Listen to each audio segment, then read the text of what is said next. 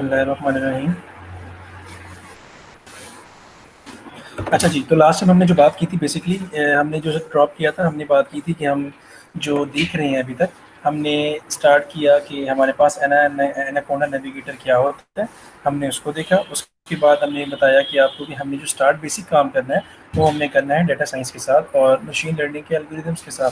तो before going towards that data science, उसकी हम प्रोग्रामिंग की तरफ जाएँ या आप कह सकते हो कि मॉड्यूल्स को स्टडी करें, तो उससे पहले आपको पता होना चाहिए कि डाटा साइंस होता क्या है, डाटा साइंस की बेसिक्स क्या हैं, डाटा साइंस के कुछ स्टेप्स होते हैं वो क्या होते हैं, डाटा साइंसिस के कुछ की स्टेजेस हैं, हमें उनका पता होना ज़रूरी होता है। तो इसीलिए आज हम पहले थोड़ा सा डाटा साइंस को देख लेंगे ताकि उसके बाद हम आगे जाके इसको इम्प्लीमेंट कर सकें। तो जी स्टार्ट करते हैं।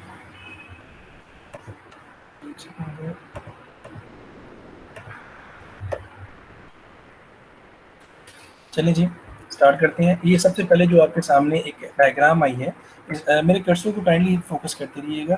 ये डाटा साइंस और ये आर्टिफिशियल इंटेलिजेंस। ज़्यादातर लोग ये समझते हैं कि डाटा साइंस और आर्टिफिशियल इंटेलिजेंस एक ही चीज़ है, मतलब समहाउ एक ही चीज़ है, लेकिन ऐसा नहीं है।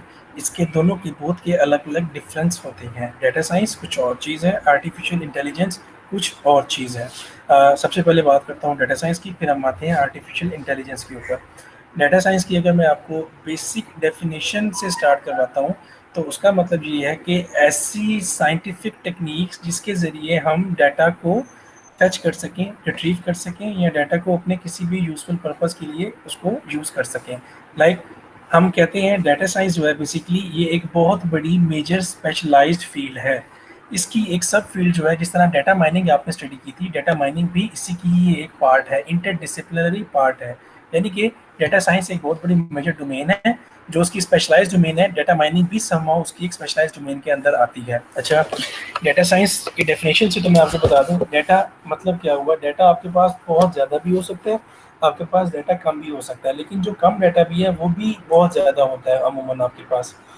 डाटा आपको पता होगा कि डाटा स्ट्रक्चर्ड भी होता है, डाटा अनस्ट्रक्चर्ड भी होता है आपके पास। ठीक है भाई, तो इसके बाद स्ट्रक्चर्ड डाटा क्या होता है, अनस्ट्रक्चर्ड डाटा क्या होता है, थोड़ा सा मैं आपको बताता हूँ। अनस्ट्रक्चर्ड डाटा बेसिकली जो जिसको आप बोलते हैं रॉ डाटा, ये आप लोगों ने डाटा माइनिंग के अंदर भी स्टडी किया होगा कि रॉ डाटा क्या होता है। यानी कि वो डाटा है जिसके अंदर कोई भी यूजफुल इंफॉर्मेशन नहीं होती है आपके पास, आपको खुद से उसकी इंफॉर्मेशन को आपको डग करना पड़ता है, जो कि आप डाटा माइनिंग की टेक्निक्स को यूज़ करते हुए इंफॉर्मेशन को डग आउट कर रहे होते हैं। मीनवाइल स्ट्रक्चर डाटा क्या होता है, स्ट्रक्चर डाटा आपके पास ऐसा डाटा होता है जिसके अंदर आपके पास डाटा पहले से ही एक प्रेजेंट हुए फॉर्म में होता है, यानी कि डाटा जो है सेट हुआ होता है पहले से। तो डाटा की आपके पास इस किस्म की दो टाइप्स होती हैं। तो डाटा साइंस को अगर मैं दोबारा बताऊं, तो डाटा साइंस एक ऐसी इंटरडिसिप्लिनरी फील्ड है जिसके अंदर आपके पास बहुत स्ट्रक्चर्ड और अनस्ट्रक्चर्ड डाटा होता है, और डाटा को आप अपने यूज़फुल पर्पस, अपने डाटा को जिस पर्पस के लिए रिक्वायर्ड होता है, आप उसके अकॉर्डिंगली डाटा को रिट्रीव कर रहे होते हैं, आइदर वो स्ट्रक्चर डाटा हो या आइदर वो अनस्ट्रक्चर्ड डाटा हो। इसी तरीके से आर्टिफिशियल इंटेलिजेंस क्या चीज़ है, आर्टिफिशियल इंटेलिजेंस एक अलग स्पेशलाइज्ड डोमेन है जो बेसिकली एल्गोरिदम्स के ऊपर डिपेंड कर रही होती हैं। आर्टिफिशियल इंटेलिजेंस की जो आज के एरा में जो दो सबसे अच्छे आर्टिफिशियल इंटेलिजेंस की एग्जांपल जो मेथड्स यूज़ हो रहे हैं, उनमें से एक मेथड बेसिकली आपका है मशीन लर्निंग, जो कि ये है। दूसरा मेथड आपका है डीप लर्निंग, जो कि यहाँ मेंशन किया गया है। अच्छा, इससे पहले भी कुछ मेथड होते थे। एग्जाम्पल देता हूँ, इससे पहले आपके पास नॉलेज बेस्ड मैनेजमेंट सिस्टम थे, इससे पहले आपके पास कुछ रेकमेंडर सिस्टम्स थे, वो थे। लेकिन क्योंकि आज के दौर के अंदर ये मेथड, ऐसे दो मेथड मशीन लर्निंग और डीप लर्निंग ऐसे मेथड हैं जो सबसे ज़्यादा प्रेफर किए जा रहे हैं ड्यू टू देयर रिजल्ट्स। इनके एल्गोरिदम्स बहुत एफिशिएंट होते हैं, तो इनके रिजल्ट्स को प्रेफर किया जा रहा होता है।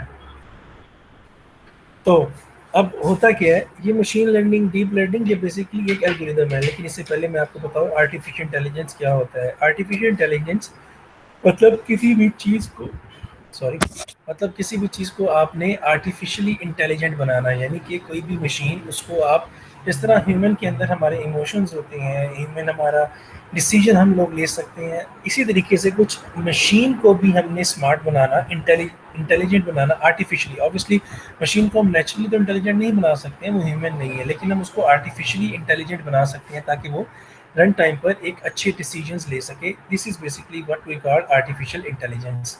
तो इसके कुछ एल्गोरिदम्स होते हैं, मेथड है उसकी मशीन लर्निंग, डीप लर्निंग। तो कुछ मशीन लर्निंग की टेक्निक्स होती हैं या क्लासिफिके एल्गोरिदम्स क्लासीफायर्स होते हैं, जिस तरह हम कहते हैं डिसीजन ट्री होता है हमारे पास मल्टी एजेंट्स होते हैं, हमारे पास सपोर्ट फैक्टर मशीन होती है, हमारे पास रैंडम फॉरेस्ट होते हैं, हमारे पास हार एल्गोरिदम होते हैं, हमारे पास और भी बहुत सारे एल्गोरिदम होते हैं। तो वैसे सॉरी मैं पूछना भूल गया, आप लोगों ने आर्टिफिशियल इंटेलिजेंस सब्जेक्ट पढ़ा हुआ है ना लास्ट सेमेस्टर में? कोई बता सकता है मुझे? यस सर, पढ़ा हुआ है। तो उसके अंदर आप लोगों ने कौन कौन से एल्गोरिदम को स्टडी किया था? Neural network. अच्छा, न्यूरल नेटवर्क्स के अलावा और कोई स्टडी किया हुआ आप लोगों ने?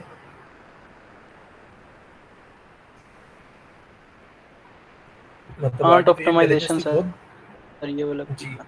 नहीं, ये बेसिकली जो आर्ट ऑप्टिमाइजेशन है ये कोई एल्गोरिदम नहीं है, मैं पहले भी कहता हूँ आर्ट ऑप्टिमाइजेशन कोई एल्गोरिदम नहीं होता। ये एक ऑप्टिमाइज की मेथड की टेक्निक है। बहरहाल ठीक है, ये में पढ़ा दी है, बुरा नहीं है। आप लोगों ने ऐसे कोई मल्टी एजेंट्स पढ़े हो, डिसीजन ट्री पढ़ा हो, सपोर्ट वेक्टर मशीन पढ़ा हो? Decision tree. अच्छा, डिसीजन ट्री यानी कि आपने पढ़ा हुआ है। आपको पढ़ाया किसने था? Sir Naved Kazim sir. अच्छा, तो आपने अभी इसकी प्रैक्टिकल इम्प्लीमेंटेशन भी की हो किसी एल्गोरिदम्स वगैरह की? नो सर, प्रैक्टिकली नहीं किया सर। अच्छा, चलो चलो कोई नहीं। तो बेसिकली हम जो काम करने वाले हैं मशीन लर्निंग या आर्टिफिशियल इंटेलिजेंस के अंदर, हम जो बेसिक काम करने वाले हैं, हम इन एल्गोरिदम्स को देखेंगे कि एल्गोरिदम्स काम कैसे करते हैं प्रैक्टिकली। ये काम एल्गोरिदम कैसे कर रहे होते हैं, हम इस चीज़ को बेसिकली देखेंगे। यानी कि मशीन लर्निंग कुछ क्लासीफायर्स एल्गोरिदम्स हैं, इनमें से एक सबसे जो अच्छा कंसिडर किया था that is SVM, support vector machine. उसके अलावा हमारे पास एल्गोरिदम्स होते हैं decision tree, random forest, part, बहुत सारे हमारे पास हैं, रिग्रेशन एनालिसिस होते हैं। डीप लर्निंग के अंदर हमारे पास आर्टिफिशियल न्यूरल नेटवर्क्स होते हैं, आरएनएन है, रेकरेंट न्यूरल नेटवर्क्स होते हैं, खैर और भी बहुत टेक्निक्स हैं। ये एल्गोरिदम्स होते हैं, हर एल्गोरिदम्स के अपने प्रोन्स और कॉन्स होते हैं। क्यों? एल्गोरिदम बता देता हूँ, थोड़ा सा डेफिनेशन दोबारा आपको रिमाइंड करवा देता हूँ। एल्गोरिदम बेसिकली क्या होता है? एक सूडो कोड होता है जिसको सीक्वेंस ऑफ स्टेप्स को फॉलो करते हुए किसी चीज़ को हम परफॉर्म करवा रहे होते हैं, एक बात।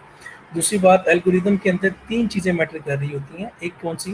Time complexity, space complexity. अक्सर आपने जब एनालिसिस ऑफ एल्गोरिदम पढ़ा हुआ तो आप चेक करते हो कि बीगो निकालने, इसका बीगो कितना आ रहा है, 2n पावर आ रहा है। बेसिकली किसी भी चीज़ को एल्गोरिदम को टेस्ट करने के लिए उसकी हम कॉम्प्लेक्सिटीज़ को टेस्ट कर रहे होते हैं।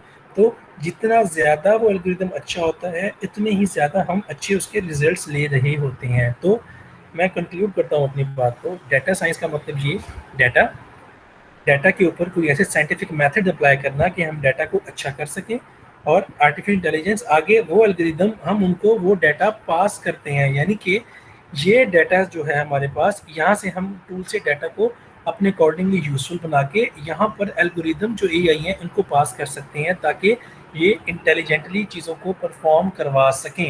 एग्जाम्पल देता हूँ आपको, आपको और क्लियर हो जाएगा। अगर कोई एम्बिग्यूटी भी है तो वो क्लियर हो जाएगी आपकी। कैसे? मैं आपसे कहता हूँ, स्टॉक एक्सचेंज की एग्जांपल देता हूँ मैं आपको। स्टॉक एक्सचेंज आपको पता है कि रोज़ाना हमारे यहाँ पे कारोबार होता है, इंडेक्सिंग हो रही होती है। तो मैं चाहता हूँ कि 2005 से लेके 2020 तक का डाटा मेरे पास पड़ा हुआ है। मैं चाहता हूँ कि मतलब आप रोज़ाना की बेस पर देखते हैं कि यार डाटा में अप डाउन आ रहा है। एक ह्यूमन तो देख के बता सकता है कि आज अगर सपोज करें इस टाइम कि स्टॉक में क्या रेट चल रहा है, अच्छा स्टॉक अप जा रहा है, स्टॉक डाउन जा रहा है। लेकिन यही काम अगर हम कोई सर मशीन को दे दें कि जी जी। सर वो कुछ स्टूडेंट हैं सर जो ज्वाइन नहीं हो रहे, और सर हमजा तारिक को सर आवाज़ नहीं आ रही। देखिए ज्वाइन ऐसा नहीं हो सकता। जी भाई।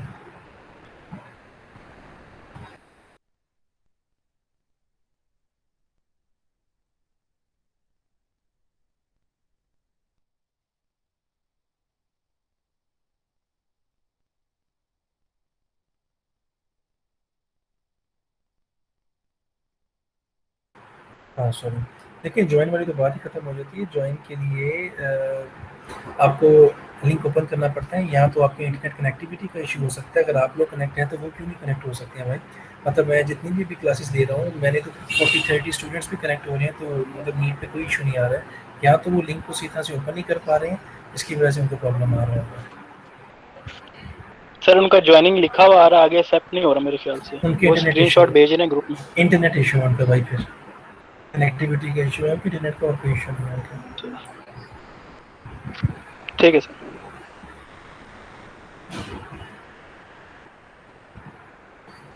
अच्छा, asking to join, मैं देख लेता हूँ कोई है।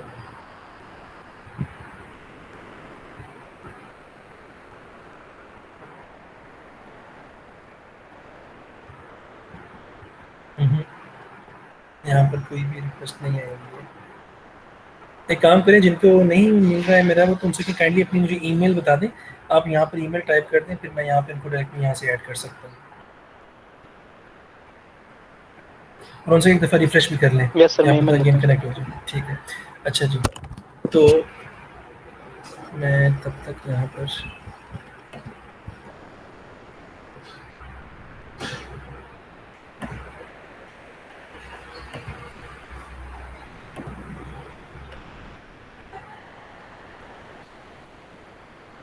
अच्छा जी, तो हम बात कर रहे थे बेसिकली कि डेटा साइंस के हवाले से। मैं आपको एग्जांपल ये दे रहा था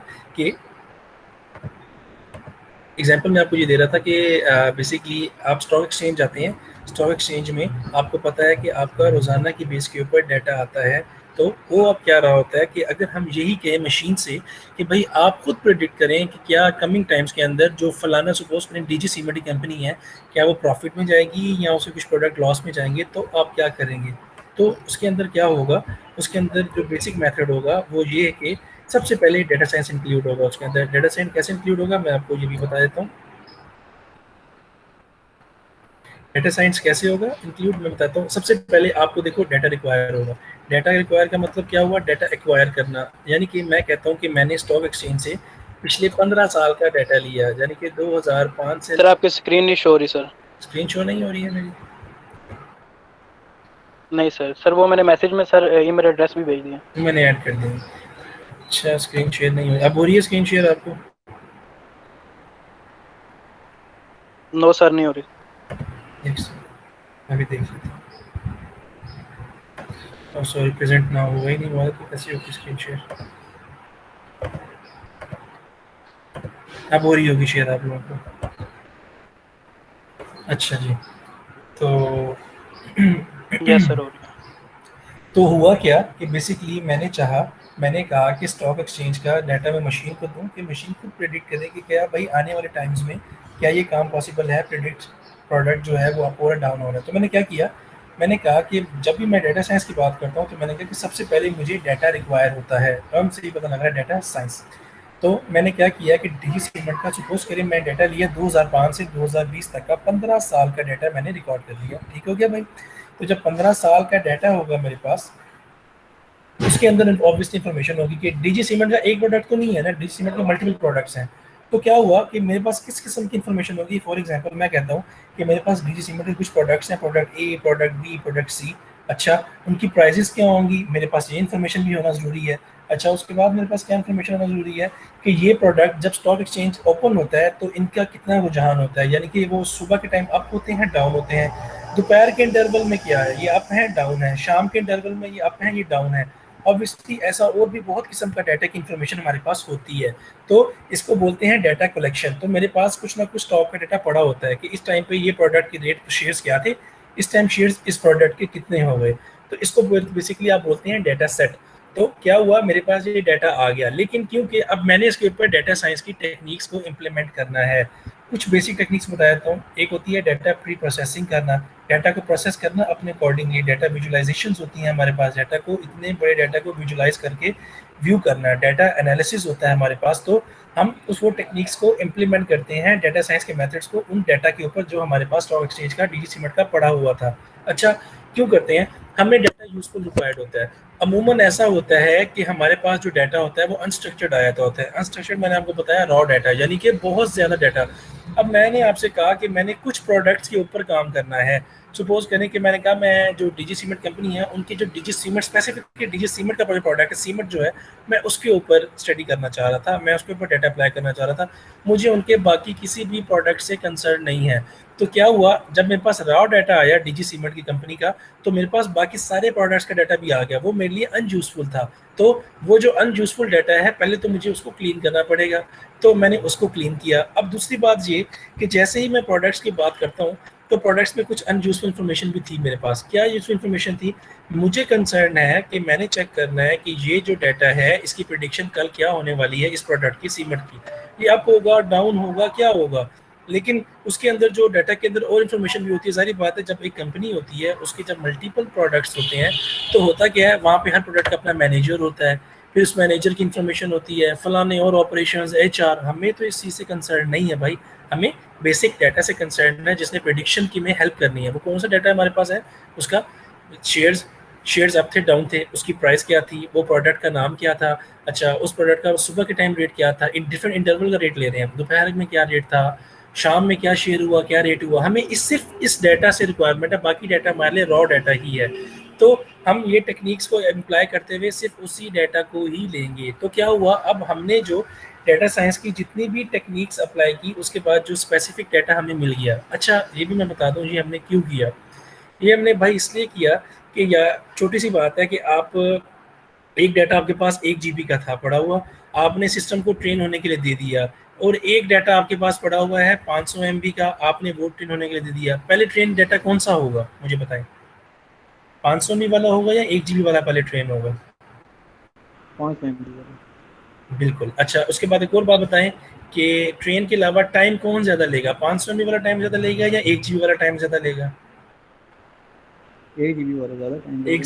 एग्जैक्टली यही बात करना चाह रहा हूँ कि जब आपके पास डाटा ज़्यादा होता है, रॉ डाटा है ना, ज़्यादा डाटा है, तो वो टाइम भी ज़्यादा लेगा, वो आपकी कॉस्ट को भी ज़्यादा लेगा और वो प्रोसेसिंग टाइम को भी ज़्यादा लेगा। तो याद रहे, मैं भी एल्गोरिदम का बता रहा था, कॉम्प्लेक्सिटीज़ का, कि एल्गोरिदम के अंदर स्पेस टाइम कॉम्प्लेक्सिटीज़ होती हैं।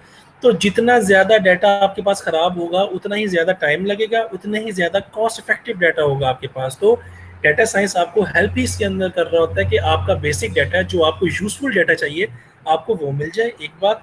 दूसरी बात, आपका वो डाटा जो यूजफुल डाटा है आप सिर्फ और सिर्फ उसी को ही आगे पास कर सकें, बाकी डाटा की ज़रूरत नहीं होती। तो डाटा साइंस आपको इस चीज़ के अंदर हेल्प कर रहा होता है।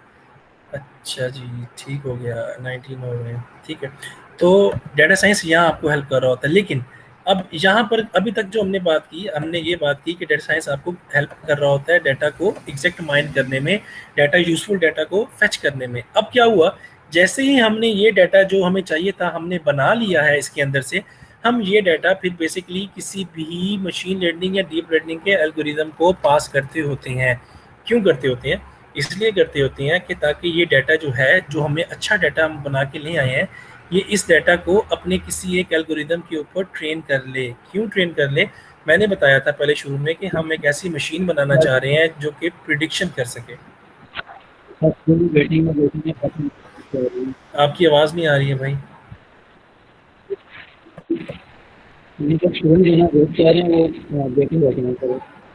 हाँ ये आपके सामने भाई मैंने स्क्रीन ओपन की हुई है, मुझे बताएं यहाँ पर कौन वेटिंग पे है। ये 19 स्टूडेंट्स हैं जो कि आए हुए हैं, कोई वेटिंग पे स्टूडेंट नहीं है। सर ईमेल एड्रेस सर उनके सेंड किए हैं सर। ईमेल एड्रेस सबके सेंड कर दिए। यार ये स्टूडेंट्स तो भी ये पश्मीन राबिया साबिर अभी तो यार लॉगिन थी मेरे पास। यार मैं एक एक करके तो लॉगिन नहीं कर पाऊंगा ना हर किसी को। देखिए इनकी internet. Sir next time sir अगर 12:30 पे अगर क्लास है तो सर आप 5 मिनट पहले अगर ज्वाइन करवा दें तो हम सबको ज्वाइन करवा देंगे ना पहले ही। नहीं देखिए ना, वो इशू नहीं है, इशू ये है कि ये इंटरनेट कनेक्टिविटी का आपका एक साथ इशू आ रहा है, बाकी तो कोई इशू नहीं है भाई। बाकी भी तो आप लोग भी तो कनेक्ट करके बैठे ही हुए हैं, आप लोग क्यों नहीं फिर इशू आया आप लोगों को? पर मैं कर देता हूँ ऐड। और कौन रह गया? और काइंडली एक दफ़े लिख दिया करें ताकि मैं एक दफ़े सब कुछ सेलेक्ट कर लूँ, मुझे अलग अलग सेलेक्ट करना पड़ा, इसमें भी टाइम ही लग रहा है। एक दफ़े सारी ईमेल टाइप करके ना भेज दें, 3 4 5 7 जितनी भी हैं, ताकि मैं एक दफ़े सेलेक्ट करूँ और सबको ऐड कर सकूँ। जिस तरह हमने तारिक ने पहले ये एक साथ 3 की हुई।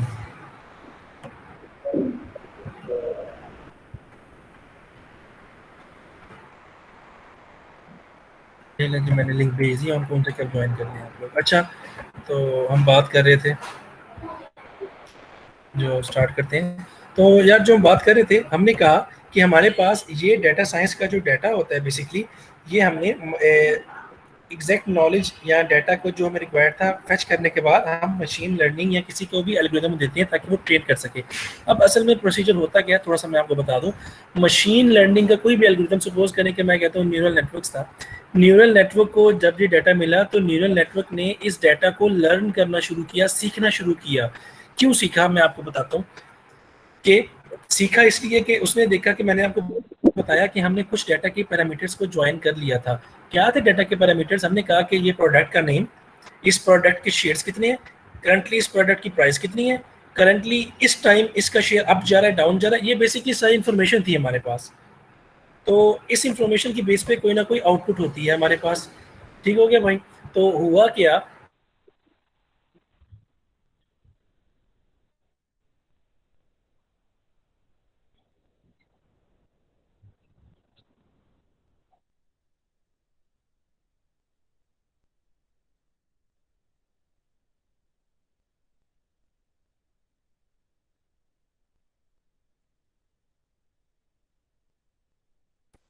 हाँ जी, आवाज़ आ रही है आप लोगों को मेरी? हाँ सॉरी, वो यस सर, लाइट आ चली रही गई थी तो मैंने सिर्फ इंटरनेट कनेक्शन चेंज किया, तो इसलिए है। रुक रुक के सॉरी, आ वो रही है। इंटरनेट कनेक्शन मैंने चेंज किया है ना, वो लाइट चली गई है ना, तो इंटरनेट कनेक्शन चेंज किया है मैंने। अच्छा चलें, तो मैं आपको ये बताना उस टाइम चाह रहा था कि आपका जो ये मशीन लर्निंग का एल्गोरिदम होता है, ये लर्न कर रहा होता है, इसको हम कुछ इनपुट पैरामीटर देते हैं और उसको आउटपुट भी बताते होते हैं। अब क्या मतलब हुआ इसका, जो हमने डाटा सेट बनाया था डाटा साइंस के टूल्स के जरिए, उसके अंदर इनपुट्स थी, मैंने आपको बताया था कौन कौन सी इनपुट्स थी। आपका शेयर के प्राइस क्या चल रही है, उस इंटरवल के टाइम शेयर का रेट क्या चल रहा था, उस टाइम शेयर अप था डाउन था। अगर तो शेयर अप था तो आउटपुट आएगी कि हाँ भाई ये प्रॉफिट में।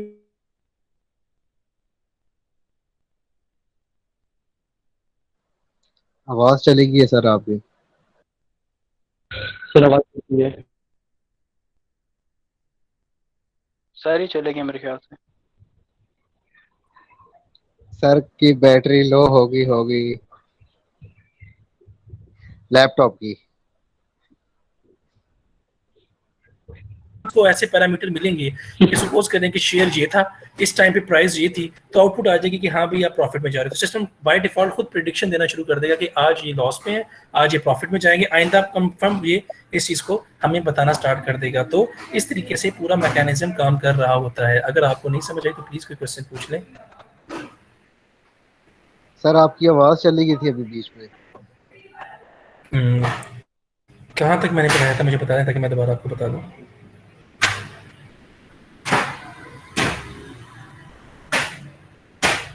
आप मुझे बता दें मैंने कहाँ तक लास्ट टाइम किया था, ताकि फिर मैं आगे कैरी ऑन कर दूं प्लीज।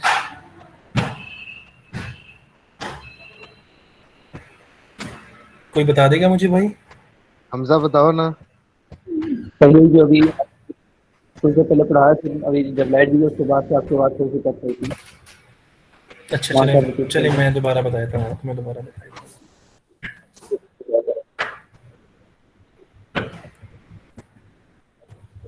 मैं आप लोगों को ये बता रहा था इसके अंदर कि जब हमारे पास एक डाटा प्रिपेयर हो जाता है तो उसके कुछ इनपुट भी होते हैं और उसके अगेंस्ट एक आउटपुट भी होती है। क्या?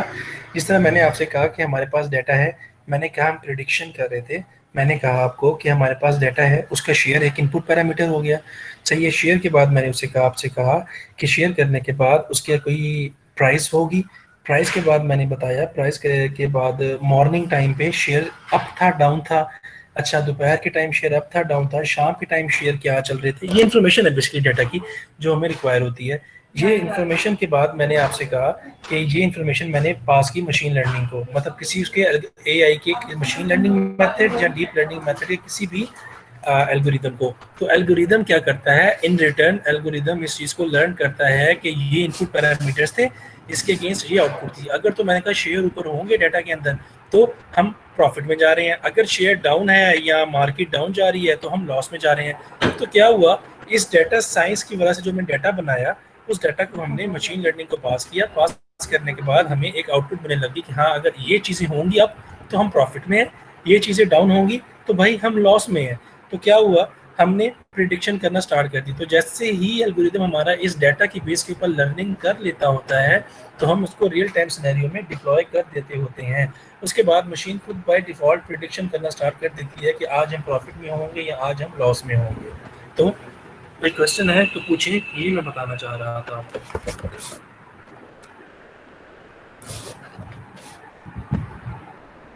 सर जो ओल्ड डेटा जो हमने लिया था सर, उसकी बेस पे हम न्यू आने वाले डेटा पे प्रिडिक्ट कर सकते हैं सर? बिल्कुल बिल्कुल कर सकते हैं, ये होता ही ऐसे है।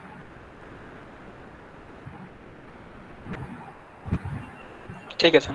लेकिन शर्त ये उसके अंदर होती है भाई मेरे, शर्त ये होती है कि वो जो आप न्यू डाटा भी है उसके पैरामीटर कॉमन होने चाहिए। ये ना होना कि आप डाटा एक चीज़ का दे रहे हैं, जो प्रीवियस डाटा है, पास डाटा है, वो जिस पे आपने लर्निंग करवाई है वो कोई एक चीज़ है, लेकिन जो आप उसके ऊपर टेस्टिंग कर रहे हैं वो कोई और डाटा है, तो फिर प्रॉब्लम आता है। डाटा जितना मर्जी चेंज हो खैर है, लेकिन डाटा के पैरामीटर सेम होने चाहिए। यानी कि आपने जो ट्रेन करवाया उसके अंदर आपने बताया शेयर होता है, आपकी प्राइस होती है, टाइम इंटरवल शेयर्स हैं आपकी हैं, लेकिन अगर आप ये जब आप रियल टाइम पे टेस्ट करेंगे तो आप उसे पूछे डिजी कंपनी का ऑनर कौन था, ऑनर ये है, तो वो तो आपने नहीं दिया ना उसको। आपने जो पैरामीटर दिए हैं वो सेम हो, डाटा जो मर्जी उसके अंदर आ रहा हो वो खुद प्रेडिक्ट कर लेता होता है। सर ये आपने शुरू में कहा है कि इनपुट और हम भी देंगे और आउटपुट भी हम देंगे, सर ये दोनों हम कैसे देंगे सर? सॉरी आपकी आवाज कट रही है, दोबारा बताएं।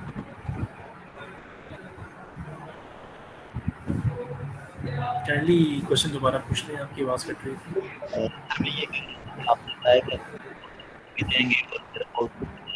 अरसलान आपकी आवाज नहीं आ रही है, आपका माइक का इशू है, काइंडली जरा क्लिक करके माइक से बात करें। Okay sir. हाँ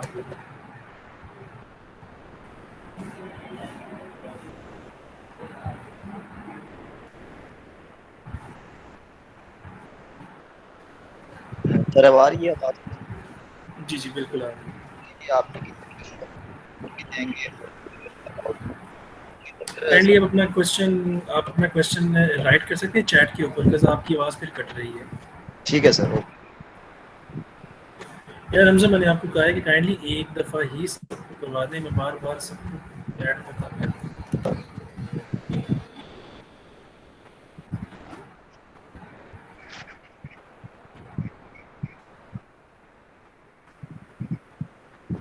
सर हमजा तारिक ने लेफ्ट कर दी है। चलें कोई नहीं।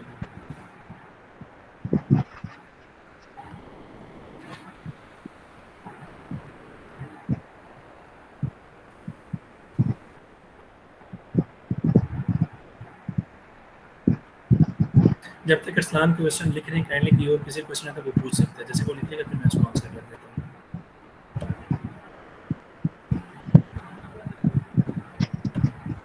सर मैंने पूछना था कि डाटा साइंसेस में सारा प्रिडिक्शन होती है ना, मतलब जो भी हम काम करते हैं कि प्रिडिक्शन बेस होता है ना सारा वर्क? अच्छा जी, अरसलान ने क्वेश्चन ये था, सॉरी मैं आपको बताया तो मैं अरसलान का क्वेश्चन आ गया, मैं वो चेक कर दूँ। सर आपने कहा कि हम मशीन को इनपुट भी देंगे और आउटपुट भी, तो ऐसे दोनों चीज़ें हम कैसे दे सकते हैं? अच्छा अरसलान, अगर आप सुन रहे हैं तो इसका आंसर बड़ा सिंपल सा है। मैंने आपको बताया कि जब आप डाटा बनाते हैं, डाटा सेट यानी कि डाटा साइंस से जब आप इंफॉर्मेशन ले रहे होते हैं, यानी कि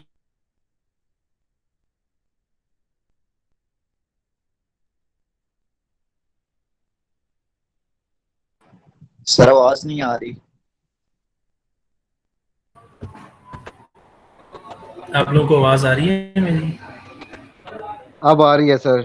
सॉरी वो बार बार यार जी सर, लाइट अब फ्लक्चुएट कर रही है, लाइट आ रही है जा रही है, तो उसमें फिर जब चेंज होता है ना नेटवर्क बार बार ओवर उसके ऊपर, तो उसलिए बार बार वो कट रहा है। अच्छा, तो मैं आपको ये बताना चाह रहा था कि ऐसा नहीं होता। जैसे ही ये, अगर मैं आपको दिखा सकूं, ये डाटा साइंस है, जैसे ही आप इनपुट ले रहे होते हैं, देखिए ये एग्जैक्टली वही है। मैं आपको एग्जाम्पल देता हूँ लर्निंग की। अगर मैं आपको कुछ पढ़ा रहा हूँ तो ये इनपुट है, तो जब मैं आपसे पूछूंगा कि अच्छा भाई ये बताएं कि अगर मैं बटन ऑन करूंगा तो लाइट आती है, दैट मीन ये आउटपुट आई। इसी तरीके से जब हम डाटा कलेक्ट कर रहे होते हैं तो हम डाटा की आउटपुट भी ले रहे होते हैं साथ साथ। यानी कि मैं आपसे कहता हूँ कि स्टॉक एक्सचेंज का डाटा था, डाटा क्या था मेरे पास, मैंने कहा शेयर क्या होंगे, शेयर के मॉर्निंग टाइम क्या रेट थे, शेयर के इवनिंग टाइम क्या रेट थे, अगर तो ऐसे ऐसे रेट होंगे तो ये आउटपुट है, अगर तो ये शेयर डाउन होगा दैट मीन आउटपुट में हम लॉस में जा रहे हैं। यानी कि आउटपुट को हम प्रॉफिट लॉस सिस्टम मेजर कर रहे हैं, तो उस डाटा के साथ हमें आउटपुट भी देनी पड़ती है। ठीक है सर, समझ गए। अच्छा, और किसी क्वेश्चन? आई थिंक राबिया पूछ रही थी क्वेश्चन, या कौन पूछ रहा था क्वेश्चन? यस सर, मैंने पूछा था। जी बताएं, क्या क्वेश्चन था आपका? सर इसमें सारा जो होता है वो ये होता है ना, प्रिडिक्शन होती है ना सारी इसमें डाटा साइंसेस में। बिल्कुल सही है सर। लेकिन प्रिडिक्शन ऐसे नहीं होती कि असलान आपकी आवाज़ किसी को भी नहीं आ रही है भाई, मतलब यहाँ तो आप पैनिक टाइप कर दें, आपकी बाकी आवाज़ नहीं आ रही है। अच्छा राबिया, नहीं असल में ये जो प्रिडिक्शन होती है, प्रिडिक्शन ये एल्गोरिथम कर रहा होता है डाटा साइंस के अंदर। आप प्रिडिक्शन के लिए हेल्प कर रहे होते हैं by giving the accurate and exact data. इंशाल्लाह ये जब भी हम अगर थोड़ी बहुत अगर अभी क्यूरी जो आपको नहीं समझ आ रही, हमने आगे जाके जब प्रैक्टिकल इंप्लीमेंटेशन स्टार्ट करेंगे तो आई एम होपफुल कि इंशाल्लाह आपको वहाँ जाके समझ आ जाएंगी चीज़ों की। ठीक है सर। और किसी क्वेश्चन है भाई? No sir, continue. नहीं, किसी और का भी तो हो सकता है। नहीं है तो फिर हम कंटिन्यू कर लेते हैं, क्योंकि अरसलान कुछ पूछना चाह रहे थे लेकिन उनकी आवाज़ आई कि इसकी प्रॉब्लम कर रही है, तो बेशक वो टाइप कर दें तो फिर मैं उनको रिप्लाई कर देता हूँ। सर अभी आ रही है? जी जी आ रही है, लेकिन बीच में कट जाती है आपकी आवाज़। सर मैं ये कह रहा था कि अभी हम भाई आपकी आवाज़ फिर बीच में कट रही है। आप पहले मुझे टेक्स्ट पे लिख दें, मैं आपको रिप्लाई कर देता हूँ। आपकी आवाज़ का अगर इशू है ना तो माइक का आप मुझे लिख दें, उसके ऊपर मैं आपको रिप्लाई भी कर देता हूँ।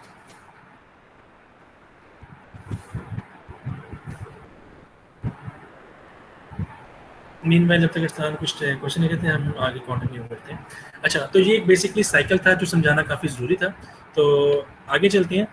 ये एक बेसिक मैंने डेफिनेशन के तौर पे स्टेट की हुई है कि मतलब नॉर्मली पीपल व्हाट अज्यूम्स के डाटा साइंटिस्ट क्या होते हैं। तो डाटा साइंटिस्ट भी एक सिंपल ही पर्सन होते हैं जो कि एक डाटा को बेसिकली एनालाइज करते हैं या डाटा को डिप्लॉय करते हैं या डाटा के एनालिटिक्स के ऊपर व्यू कर रहे होते हैं या डाटा को प्री प्रोसेस कर रहे होते हैं, तो डाटा को विजुलाइज करने में हेल्प कर रहे होते हैं। ये भी सिंपल एक डेवलपर ही होते हैं, नथिंग एल्स, मगर इनके काम थोड़ा सा यूनिक होता है। लाइक मैंने आपको बताया कि जब हम डाटा डाटा डाटा बार बार डाटा बोल रहे हैं तो डाटा आपके पास बहुत एनॉर्मस अमाउंट में होता है, तो उसको टैकल करने के लिए आपको स्पेसिफिक लैंग्वेजेस पे काम करना पड़ता है। आपको जिस तरह यहाँ पे मेंशन है हदूद, तो आपको हदूद पर काम करना पड़ता है। इसके अलावा अच्छा एग्जांपल देता हूँ, डाटा डाटा जो मैं बार बार कर रहा हूँ, डाटा हमारे पास बिग डाटा, जो आपने टर्म का नाम सुना होगा, मतलब एनॉर्मस अमाउंट ऑफ डाटा आपके पास होता है। एग्जांपल देता हूँ, इस टाइम एक दिन के अंदर पूरी दुनिया में जो डाटा सर्फ हो रहा होता है या जो सब डाटा कलेक्ट किया जाता है वो हेक्टाबाइट्स में होता है, यानी कि गीगाबाइट, फिर टेराबाइट, फिर हेक्टाबाइट। इवन के एग्जांपल देता हूँ, गूगल है, जब आप गूगल के अंदर कोई भी चीज़ को सर्च कर रहे होते हैं तो क्या होता है, जब जैसे ही आप इसको सर्च करते हैं तो आपको जो आंसर आ रहा होता है I guess within 0.00 something second के अंदर आ रहा होता है। हालांकि जो गूगल की अपनी स्टोरेज है वो मिलियन ऑफ हेक्टाबाइट से भरी पड़ी है, लेकिन जैसे ही आप उसके अंदर कोई क्यूरी करते हैं तो आप देखते हैं कि वो माइक्रो सेकंड्स के अंदर रिप्लाई करता है। क्यों? एक तो उनके सिस्टम्स बहुत एफिशिएंट हैं, एक बात। दूसरी बात ये कि उन्होंने बैक एंड पे डाटा साइंस और एआई लगाई होती है ताकि आप ये भी देख लें कि मतलब इतनी रेलिवेंट जो आप क्यूरी करती हैं रेलिवेंट आंसर आपके टॉप पर आ रहे होते हैं। ये नहीं है कि मतलब उसने कुछ भी उठा के दे दिया, ये तो ये कुछ भी उठा के देता है। तो कंप्यूटेशन की एग्जांपल है ना कि उन्होंने बड़ी फास्ट कंप्यूटेशन की। दूसरा ये कि जो आप क्यूरी कर रहे होते हैं उसके अगेंस्ट आपको एग्जैक्ट वैलिडेशन, मतलब एग्जैक्ट आपको उस क्यूरी का वैसे ही उसके रेलिवेंट आंसर मिल रहा होता है। दिस इज बेसिकली एआई और डाटा साइंस को यूज करते हुए इन टर्म्स को यूज किया जा रहा होता है। ठीक है भाई? सर ये दोनों आपस में इंटरलिंक कैसे हैं, एआई और data science? Data science interlink कैसे है, मैं अभी पीछे आपको बता दिया था इसके अंदर कि डाटा साइंस बेसिकली इंटरलिंक है। डाटा साइंस का मतलब ये होता है कि आप जितना अच्छा डाटा प्रेजेंट कर सकते हैं, यानी कि डाटा व्यू करना, डाटा को एनालिसिस करना, इस एंड के ऊपर आप जितना अच्छा डाटा बना के दे सकते हैं, एआई के एल्गोरिदम उसको उतने अच्छे तरीके से लर्न कर रहे होते हैं। यानी कि ये डाटा के एंड पे काम हो रहा होता है और यहाँ पर जब आप किसी मशीन लर्निंग को पास कर रहे होते हैं तो ये एल्गोरिदम इन डाटा की बेस पे लर्न कर रहे होते हैं। याद रहे, जितना अच्छा डाटा आपका होता है उतनी ही ज़्यादा सिस्टम अच्छी लर्निंग कर रहा होता है। जितना ही बुरा डाटा होगा, लर्निंग उतनी ही बुरी होगी और प्रेडिक्शन उतनी ही बैड होंगी। क्या मैं आपको जवाब दे पाई हूँ? सही सही है सर, सही है सर। लेकिन सर अच्छा डाटा किस तरह का हो सकता है? अच्छा डाटा किस तरह का हो सकता है सर? हाँ, अच्छा डाटा किस तरह का होता है? अच्छा सवाल पूछा आपने। अच्छा डाटा ये होता है बेसिकली कि मैंने बताया आपके पास रॉ डाटा होता है। रॉ डाटा का मतलब ये है कि आपके पास बहुत ज़्यादा डाटा है। अच्छा डाटा इस किस्म में हो सकता है कि जो डाटा आपको रिक्वायर है एग्जैक्टली वही डाटा आप उसको दें। डाटा के अंदर एम्बिग्यूटी ना हो। जिस तरह मैं आपसे कहता हूँ आपने डाटा माइनिंग पढ़ी होगी तो उसके अंदर आपने पढ़ा होगा कि डाटा टाइप्स क्या होती हैं, आपने पढ़ा होगा डाटा के अंदर एम्बिग्यूटी। डाटा जो अच्छा हम सिंपल एग्जांपल देता हूँ आपको मैं, डाटा बेसिस आप पढ़ते हैं, डीबीएमएस पढ़ी है आपने। उसके अंदर एक बड़ा प्रॉब्लम ये होता है कि डाटा के अंदर डुप्लीकेसी ना हो, ठीक है ना। अगर बार बार डाटा डुप्लीकेट आता रहेगा तो क्या होगा, वो एंट्रियाँ डुप्लीकेट हो रही हैं। इसी तरीके से यानी कि ये एक अच्छा फैक्टर नहीं है। इसी तरीके से डाटा साइंस के अंदर भी ये एक अच्छा फैक्टर नहीं होता है। डाटा डुप्लीकेट ना हो, डाटा क्लीन हो, आपका डाटा के अंदर फेक एंट्रीज ना हुई हो। ये हम एनालिसिस करते हैं डाटा का, उसके बाद डाटा को क्लीन कर रहे होते हैं। ये एक डाटा पांडास जो मैं लास्ट में बता रहा था, ये पांडास लाइब्रेरी यही काम कर रही होती है कि हम डाटा को काफ़ी अच्छा तरीके से सेट अप कर सकें ताकि आगे एल्गोरिथम उसको उतने ही अच्छे तरीके से लर्न कर सके। क्या मैं आपको आंसर दे पाया? जी सर सही है, समझ आ गई सर। अच्छा, अरसलान का क्वेश्चन आया हुआ है यहाँ पर। सर इसमें भी हम प्रिडिक्शन के ऊपर डिसीजन लेते हैं, तो सर आर्टिफिशियल इंटेलिजेंस में भी हम प्रिडिक्शन के ऊपर डिसीजन ले रहे होते हैं, तो सर इसमें कोई डिफरेंस नहीं भाई। डाटा साइंस जो है बेसिकली इसके अंदर हम डाटा की क्वालिटी के ऊपर काम भाई कर रहे होते हैं। असल में हम डाटा को एनहांस कर रहे होते हैं, डाटा को रिलायबल बना रहे होते हैं। डाटा जो हमें रिक्वायर होता है हम उसी डाटा के ऊपर बेसिकली डाटा को रिव्यू करना। इसके यार कुछ टर्म्स अगर आगे चल के मैं आपको दिखा पाऊंगा तो आप समझेंगे। अभी शायद कुछ क्वेश्चंस हैं जो आप क्लियर ना हो पा रहे हो। असल में इसके अंदर डाटा के साथ प्ले कर रहे होते हैं, साइंटिफिक मेथड्स के साथ डाटा को अच्छा कर रहे होते हैं। जबकि एआई के अंदर जो है हमारे पास कुछ मेथड्स हैं, मशीन लर्निंग, डीप लर्निंग, उनके अपने एल्गोरिदम डेवलप हुए हैं। वो एल्गोरिदम उस डाटा को लर्न कर रहे होते हैं ताकि आइंदा वो अच्छी प्रिडिक्शन कर सकें। आई होप कि मैं आंसर दे पाया हूँ। अगर नहीं तो भी हम आगे चलते हैं तो आपको इसका समझ आ जाएगा। सर सीआर कह रहे हैं कि उनके मैसेजेस सीआर कह रहे हैं कि उनके मैसेज सर सीआर कह रहे हैं कि उनके मैसेज सेंड नहीं हो पा रहे, तो आप ईमेल सेंड कर रहा हूँ और काफ़ी जो है ना इसमें मैसेज कर रहे हैं कि हमें ऐड नहीं हो रहा, हमें ऐड नहीं हो पा रहे हैं। या एक दफ़ा अगर नेट की वजह से लग हो तो अगेन उनको जो है ना वो ईमेल से ज्वाइन करना पड़ रहा है, तो इसमें काफ़ी मैसेज आ रहे हैं। अभी मेरे पास 10 मैसेज आ गए। देखिए मेरी बात सुने। उनका कहें अगर आप यहाँ पर राइट नाउ 23 लोग कनेक्ट हुए हैं, अगर आप कनेक्ट हो सकते हैं तो वो क्यों नहीं हो सकते हैं?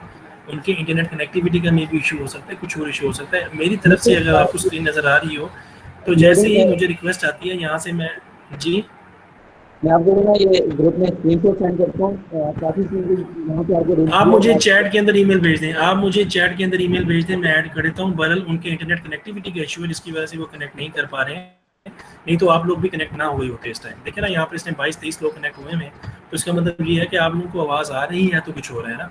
उनके इंटरनेट इशू हो सकता है और कोई बात नहीं है। मैं यार पूरे हफ्ते से क्लासेस ले रहा हूँ, सिर्फ आपके साथ ही ये मैं इशू फेस करता हूँ कि कनेक्ट नहीं हो पा रहे हैं, ये इशू आ रहा है। बाकी किसी बच्चे का कभी इशू नहीं आया कि गूगल मीट पे उसने कोई इशू हुई है, एतराज़ किया हो। आप मुझे ईमेल भेज दें काइंडली, मैं उनको ऐड कर देता हूँ। सर आपने आज जूम पे क्लास क्यों नहीं ली?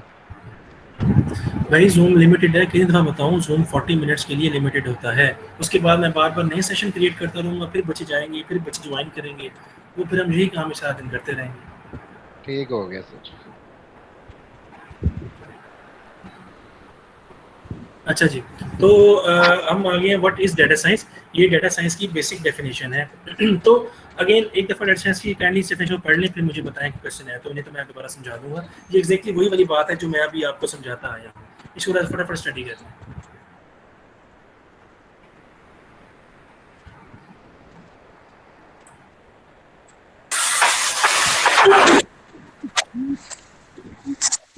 Sir structured and unstructured data में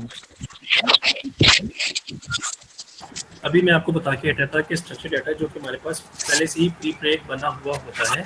अनस्ट्रक्चर्ड डाटा जो रॉ डाटा होता है, रॉ डाटा जिसको हमें बनाना पड़ता है, यानी कि वो इन्फॉर्मेशन खुद हमें डग आउट कर करके हमें अपना स्पेसिफिक डेटा बनाना होता है। यानी कि सपोज करें आपके पास एक डेटा सेट था 1 GB का, आपको पता है कि इसके अंदर ये मेरे पास एक डाटा है, लेकिन हुआ क्या कि आपको जो डाटा रिक्वायर्ड है वो थोड़ा सा डाटा रिक्वायर्ड है, तो आप उस डाटा को अपने अकॉर्डिंगली निकालना जो रिक्वायरमेंट है, बाकी डाटा को वेस्ट कर देना, दैट इज स्ट्रक्चर्ड डाटा। और अनस्ट्रक्चर्ड डाटा इसको निकाल दिया है आपने। आ गया। और किसी को नहीं समझ आई तो प्लीज पूछ लें। अच्छा जी, अगर आपने इस चीज़ को पढ़ लिया है तो मैं आपको बता देता हूँ। काइंडली अपने माइक म्यूट कर दिया करें, माइक म्यूट कर दिया करें, इसका माइक ऑन है। राजा फरवाज। अच्छा जी, हाँ, तो हम बात कर रहे थे। हाँ, बेसिकली ये ऊपर डेफिनेशन जो है डाटा साइंस बेसिकली बताना चाह रहा है, ये ऐसा एरिया ऑफ स्टडीज है जो इन्वॉल्व करता है इनसाइट्स। बेसिकली डाटा के इनसाइट्स को, डाटा की इंफॉर्मेशन को, वास्ट अमाउंट ऑफ डाटा, यानी कि बहुत से ज़्यादा डाटा के अंदर से एग्जैक्ट डाटा के पैटर्न्स को हमने हाईलाइट करना या उनको निकालना, use of various scientific methods, जो कि कोई भी हो सकते हैं। मैंने बताया कि डाटा प्रोसेसिंग के हमारे मेथड है, डाटा विजुअलाइजेशन कर सकते हैं, डाटा एनालिसिस है, डाटा एनालिटिक्स के कुछ मेथड्स होते हैं, उनके ज़रिए मेथड को यूज़ करते हुए इतने बड़े अमाउंट से अपने यूजफुल, अपने मतलब के डाटा को निकालना, that is basically data science. And process, यानी कि मेथड्स को यूज करते हुए, एल्गोरिथम्स को यूज करते हुए या process, it help you to discover hidden pattern, यानी कि रॉ डाटा, हमारे पास बहुत बड़ा डाटा होता है, उसके अंदर से कुछ पैटर्न्स को डिस्कवर करना, यानी कि डिस्कवर करने से मुराद ये है कि एग्जैक्ट वही डाटा जो हमें रिक्वायर है उसको लेना, that is basically data science. और इसमें बता रहा है कि ये ऐसी फील्ड है जिसके अंदर से हम नॉलेज ले सकते हैं, स्ट्रक्चर्ड डाटा से भी ले सकते हैं और अनस्ट्रक्चर्ड डाटा से भी हम नॉलेज ले सकते हैं। आगे चलते हैं, तो कहते हैं कि सर क्वेश्चन एक हम यूज करते हैं। जी जी, पूछे। सर हम ये जो डेटा सेट में से आपने बताया कि डेटा हम जो निकालते हैं अपनी मर्जी का, तो ये हमारे पास डेटा साइंस हो गया। और इसमें जो हम नहीं, देखिए एल्गोरिथम डाटा साइंस, देखिए डाटा साइंस एक मेथड है जिसके जरिए आप लार्ज अमाउंट ऑफ डाटा से अपने इंसाइट्स, अपने मतलब के डाटे को फेच आउट कर सकते हैं using scientific methods. Yes sir, yes ji. तो उस पे जो हम एल्गोरिथम अप्लाई करते हैं, मतलब आर्टिफिशियल इंटेलिजेंस के एल्गोरिथम अप्लाई कर रहे हैं, जी, तो वो हमारे पास क्या होगा सर? तो मतलब आर्टिफिशियल इंटेलिजेंस के एल्गोरिथम अप्लाई करके हम, यस सर, मैं ये बताना चाह रहा था कि आर्टिफिशियल के ये जो डाटा आप जो इंसाइट्स निकाल रही हैं इन मेथड्स को डाटा साइंस को यूज़ करते हुए, ये तो डाटा है, लेकिन जब भी आप मशीन लर्निंग, मैं अभी आपको डेफिनेट करता हूँ, मशीन लर्निंग का मतलब ये होता है that machine learn itself without human intervention, मतलब इंसान की मुदाखलत किए बगैर मशीन खुद से सीख सके। तो क्या होगा कि जब देखो, ये छोटी सी एग्जांपल है, जब आप लोग पैदा होते हो, छोटी सी बात बताओ, तो आप लोगों को चीज़ों का नहीं पता होता, आपके माँ बाप आपको चलना सिखाते हैं, साइकिलिंग सिखाते हैं, फिर वो कहते हैं कि वो क्या है, दरख्त है, तो जब भी नेक्स्ट टाइम आप कोई दरख्त को देखते हैं, ट्री को देखते हैं, तो आप कहते हैं हाँ ये भी ट्री है, आपकी भी लर्निंग हो रही है ना। तो इसी तरीके से आर्टिफिशियली हमने सिस्टम की भी लर्निंग करवानी है, हमने मशीन की भी लर्निंग करवानी है, वो भी डाटा से ही लर्निंग होगी। जिस तरह आप लर्निंग करते हैं, वैसे ही डाटा से हम ये डाटा को यूज करते हुए हम मशीन को ट्रेन करवा रहे होते हैं, लर्न करवा रहे होते हैं कि आइंदा जब भी कोई चीज़ ऐसी आए तो आप बता सकें कि ये वाला काम ऐसे हो रहा है। मशीन को भी हम मशीन लर्निंग के एल्गोरिथम यूज करते हुए उसको ट्रेन कर रहे होते हैं। Okay sir, thank you. अच्छा, चलिए जी, तो हम बात कर रहे थे कि वाई डाटा साइंस ही क्यों। मैं देख लूँ कोई चैट में ऐड तो करने वाला नहीं आया। चलिए जी, इनको ऐड कर दूँ मैं फटाफट।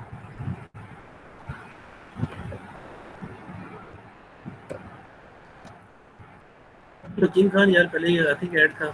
अच्छा, किरण हबीब भी पहले ऐड थी, जुबारिया भी पहले ऐड थी और किरण हबीब पहले भी ऐड थी। मैं कितनी दफ़ा इनको ऐड करूँ, इनके इंटरनेट का ये सब इशू हो रहा है जिसकी वजह से ये ऐड नहीं हो पा रहे हैं। सर उसका पता नहीं हो रहा है ऐड किरण का। असल में बता रहा हूँ, इनकी इशू है इंटरनेट कनेक्टिविटी का, और कोई इशू नहीं है इनका जिसकी वजह से ऐड नहीं कर पा रहे हैं। अच्छा, और तो कोई नहीं है। मैं बहुत हादी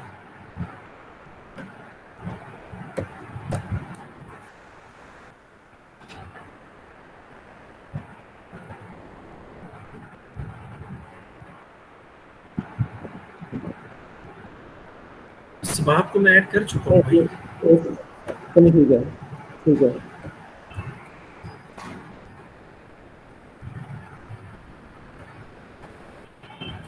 जी, तो हम बात कर रहे थे कि डेटा साइंस क्यों। देखिए बड़ी कॉमन सी बात है कि जिस तरह हम वर्ल्ड की बात करते हैं, जो हमारे जो वर्ल्ड में आजकल ऑयल ट्रेडिंग का कॉन्सेप्ट है कि ऑयल ट्रेड होता है, हमें पता है कि हमारी दुनिया की मैशियत ऑयल और सोने पे चलती है। इस तरह इन फील्ड्स के अंदर, डेटा साइंस के अंदर, आज का जो आपका डाटा है वो आपका ऑयल है। क्या मतलब इसका, मैंने आपको बता के हटा था कि जिस तरह आप गूगल यूज़ करते हैं, गूगल के अंदर क्या है भाई, आप कुछ सर्च करते हैं, आपको रेलिवेंट डाटा मिल जाता है, तो वो क्या है डाटा। आप रोजाना जो ब्राउजिंग करते हैं, इंस्टाग्राम, फेसबुक, व्हाट्सएप, क्या आप अपना डाटा शेयर कर रहे होते हैं। अच्छा, एक कॉमन सी चीज़ आपने कभी नोट की होगी कि आपको अक्सर बड़े रेलिवेंट ऐड आ रहे होते हैं, आपको किसी चीज़ की ज़रूरत होती है और आपको वो ऐड नज़र आ जाता है। बड़ी अजीब सी बात होती है कि मतलब यार आप कहते हैं वो इमोन सा हो गया, असल में ऐसे मिरेकल नहीं होता। होता कुछ ऐसा है कि सिस्टम जो है, गूगल है, कोई भी आज के बड़ा जो आपका सर्च इंजन है या कोई वेबसाइट है, वो आपके डाटा को स्टील कर रही होती है, आपके डाटा बेसिकली सेव कर रही होती है। कैसे कर रही होती हैं? सपोज करें गर्मी आती है, हमें पता है कि यहाँ पर लाइट नहीं है, तो मैं यूपीएस को गूगल पर सर्च करूंगा, तो क्या हुआ, वो डाटा मेरा सेव हुआ, वो डाटा उन्होंने मेरा रिट्रीव किया कि यहाँ, तो उसके बाद नेक्स्ट आइंदा जितने भी, क्योंकि आइंदा अब फेसबुक ने किस किस को बोरो किया हुआ, व्हाट्सएप फेसबुक का है, इंस्टाग्राम फेसबुक का है, मैसेंजर फेसबुक का है, एक दो और भी चीज़ें हैं जो फेसबुक की हैं। आइंदा जब भी कभी मैंने कुछ सर्च किया है ना, तो जितने भी उनके अपने सिस्टम्स होंगे, वो क्या है, वो डाटा को शेयर करेंगे और आपको रेलेवेंट ऐड ही नज़र आ रहा होता है। आपने कभी शॉपिंग का दिल किया, आपने किसी चीज़ को ओपन किया कि मुझे शर्ट्स पसंद है, तो आइंदा आपको देखेंगे कि विद इन फ्यू आवर्स, मैं कहता हूँ 1 घंटे के अंदर, आप ये ट्राई करके देख लें। आप गूगल सर्च करें रेलिवेंट चीज़ों को, या फेसबुक पे सर्च करें, फेसबुक का सर्च ऑप्शन आता है ना, वहाँ पे आप लिखते हैं कि फलाना ब्रांड का क्लोथिंग, तो आइंदा आप अगले 10 से 15 मिनट बाद देखेंगे जितनी भी आपको फेसबुक के ऊपर साइड पे ऐड नजर आ रही होंगी, वो सारी की सारी क्लोथिंग ब्रांड की नजर आ रही होंगी। क्या हुआ, उन्होंने डेटा माइनिंग कहते हैं। डाटा माइनिंग इसको नहीं बोलते हैं, ये बेसिकली डाटा माइनिंग की टर्म के अंदर कंसीडर किया जाता है। लेकिन क्या हो रहा है, ये डाटा के बारे में बता रहा हूँ कि डाटा ऐड आपका यूज किए जा रहा है। सिस्टम्स जो हैं ये आपके डाटा को ले रहे होते हैं, रिट्रीव कर रहे होते हैं और उसको प्रोसेस करके आपको दिखा रहे होते हैं इन रिटर्न, और वही ऐड ही आपको दिखा रहे होते हैं। डाटा माइनिंग ये होता है कि डाटा को माइन करना किसी भी रॉ डाटा के ऊपर। अच्छा, तो मैं आपको बता रहा था कि ये बेसिकली डाटा है, हर जगह data data data data data. मतलब मैंने बताया कि इस दुनिया में कितने बिलियन ऑफ हेक्टाबाइट्स डाटा इस टाइम हमारे पास स्टोर हुआ हुआ है। तो मतलब ये कि आज के हमारे साइंस के वर्ल्ड में डाटा सबसे ज़्यादा मैटर कर रहा होता है। मैंने बताया कोरोना आया, जॉन हॉपकिंस यूनिवर्सिटी ने डाटा इकट्ठा किया। 2017 में एक साइबर अटैक हुए थे पाकिस्तान पे, डाटा इकट्ठा करना शुरू किया। कोई भी वर्ल्ड में कोई बड़ा मसला आता है तो उसके ऊपर रिसर्च स्टार्ट होती है कंप्यूटेशन के अंदर। सबसे पहले क्या बढ़ता है, डाटा डाटा डाटा, हर जगह डाटा डाटा डाटा। तो डाटा आज का हमारा ऑयल है, मकसद ये बताने का है। दूसरी बात, डाटा को हम किसी भी मशीन लर्निंग के एडवांस एल्गोरिथम यूज करते हुए डिटेक्ट कर सकते हैं फ्रॉड से मुराद ये नहीं है कि स्पेसिफिकली फ्रॉड, कोई भी आप काम कर सकते हैं। फ्रॉड मैंने लिखा हुआ है, यानी कि आप कोई भी मेडिकल फील्ड हो, कोई भी आपकी बैंकिंग फील्ड के रिलेटेड काम हो, कोई साइबर सिक्योरिटी के रिलेटेड काम हो, आप हर जगह डाटा साइंस टेक्निक्स को यूज़ करना पड़ता है। ऑब्वियसली क्यों करना पड़ता है, मैंने बताया डाटा होता है, डाटा को प्रिपेयर करना होता है, तो डाटा जितना अच्छा होगा उतनी ही ज़्यादा एल्गोरिथम को पास करके आप एक अच्छी लर्निंग कर सकते हैं। अच्छा, उसके बाद और भी system, basically in the and मैं आपको बताता हूँ कि सिस्टम की एबिलिटी को इम्प्रूव करने के लिए आप डाटा साइंस को यूज़ कर रहे होते हैं। अच्छा, आखिरी पॉइंट लिखा हुआ है, you can perform sentiment analysis to gauge customer brand loyalty. Sentiment analysis भी एक फील्ड है जिसके अंदर आप एनालिसिस कर रहे होते हैं, डाटा के ऊपर एनालिसिस कर रहे होते हैं। छोटे से एग्जांपल देता हूँ, सेंटिमेंट एनालिसिस एक बहुत ब्रॉड फील्ड है, इसके अंदर आपका इमोशनल एनालिसिस भी होता है, फ्रॉड एनालिसिस भी आप कर सकते हैं, बहुत एक ब्रॉड टर्म है। आप दराज पर जाते हैं, फॉर एग्जांपल दराज पे आपको पता है बहुत सारे प्रोडक्ट्स पड़े हुए हैं। मैं कहता हूँ कि दराज पर मैं सैमसंग पे चला गया, सैमसंग एक बड़ी मशहूर प्रोडक्ट है, हमें पता है, आईफोन, सैमसंग। तो अब ऑब्वियसली उधर इतने सारे प्रोडक्ट्स पड़े हुए हैं, तो अब मैंने कोई प्रोडक्ट बाय किया तो मैं रिव्यू दूंगा, तो क्या हुआ, रिव्यू बहुत सारे उधर सैमसंग के कस्टमर्स के होंगे, लाखों में रिव्यूज़ होंगे। एक आम इंसान या आप लोग क्या पूरे के पूरे 1 लाख रिव्यू पढ़ के ही प्रोडक्ट बाय करेंगे? मैं छोटी सी बात बताएं, क्योंकि ऑब्वियसली हम रिव्यू पे फोकस करते हैं सबसे पहले कि प्रोडक्ट बाय करना है कि यार कस्टमर ने रिव्यू क्या दिया हुआ इस प्रोडक्ट के बारे में। तो मुझे बताएं, आप सारे के सारे रिव्यू पढ़ के फिर प्रोडक्ट लेते होते हैं? कोई भी नो सर, नो सर, नहीं सर, ऐसे तो नहीं है। बिल्कुल, आप क्या करते हैं, आप थोड़े बहुत रिव्यू पढ़ लेते होते हैं। इसके ऊपर हम एक टेक्निक आती है जिसको बोलते हैं सेंटिमेंट एनालिसिस। अब सपोज करो कि उसके ऊपर 100 रिव्यू हुए थे, फॉर एग्जांपल, उसमें से 50 लोगों ने कहा कि ये प्रोडक्ट बहुत अच्छा है, 50 रिव्यूज वो हो गए। 30 रिव्यूज क्या होंगे, उन्होंने कहा यार ये एक मॉडरेट नॉर्मल प्रोडक्ट है, और 20 ने कहा वेरी बैड है। तो आप दराज के ऊपर देखते हैं ना, वो लिखा रहा होता है कि सेलर पॉजिटिव रेट या नेगेटिव रेट। अब 50 ने कहा है 100 में से कि बहुत अच्छा है, तो दैट मीन उसका 50 प्लस पॉजिटिव सेलर रेट आ गया।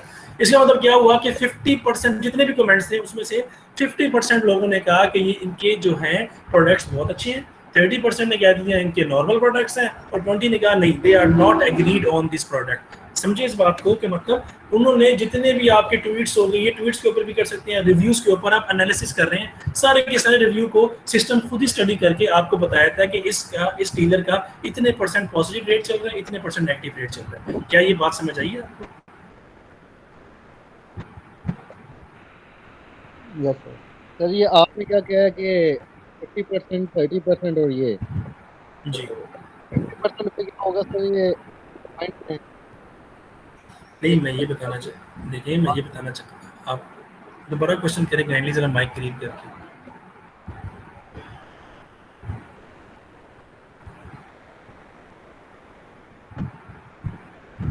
दोबारा क्वेश्चन कर सकते हैं आकिब आप? हेलो, आवाज आ रही है सर? जी बिल्कुल आ रही है सर। आपने कहा है ना ये जो सेंटिमेंट एनालिसिस के 50% कमेंट हमारे पास पॉजिटिव आए और उसके बिल्कुल 30% नेगेटिव आए और 20% मतलब इसका नेगेटिव आए। तो वो कमेंट्स का आप बता रहे थे तो आवाज चली गई थी। मैंने कहा ये मतलब जो हमारे पास 50% पॉजिटिव कमेंट्स हैं वो हमारे पास टॉप पे आ जाते हैं, ये आपने क्या बताया था सर? ये समझ नहीं टॉप आई। पे नहीं आते। बेसिकली सेंटीमेंट एनालिसिस एक ऐसे एल्गोरिदम्स होते हैं स्पेसिफिकली, वो सारे के सारे जो कमेंट्स हैं उनको रिव्यू करते हैं, रिव्यू करने के बाद बता देते हैं कि भाई इतने % पॉजिटिव सेलर रेट आ रहे हैं, जिसमें यानी कि सपोज करो 100 लोगों ने कमेंट किया है, 50 ने कहा अच्छी है, आप सिंपल ले लो, नेगेटिव या पॉजिटिव पे आते हैं, मॉडरेट को छोड़ो। मैं कहता हूँ 70% लोगों ने कहा कि ये प्रोडक्ट बहुत अच्छा है, और 30 ने कहा कि नहीं, this product is not recommendable. तो जब सेंटीमेंट एनालिसिस हुआ तो उसके बाद 70% लोगों में क्या लिखा रहा था ग्रास के ऊपर कि इस कस्टमर का 70% रीसेलर रेट है, सेलिंग रेट है, या पॉजिटिव रेट आ रहा है, 70% पॉजिटिव रेट। दैट मीन कि 70% पीपल जो हैं वो उनसे इत्मीनान रखते हैं या वो उनसे हैप्पी हैं कि ये प्रोडक्ट अच्छा डिलीवर करें, जबकि 30 नहीं हैप्पी हैं। तो ये एक और फील्ड है जो कि ओवरऑल आपको कमेंट जरूरत नहीं है, वो ओवरऑल जितने भी कमेंट्स या रिव्यूज हैं उनका एक एनालिसिस करके आपको दे देते होते हैं कि भाई ये इस टाइम हिसाब किताब इस प्रोडक्ट का चल रहा है। ठीक है भाई, समझ आया?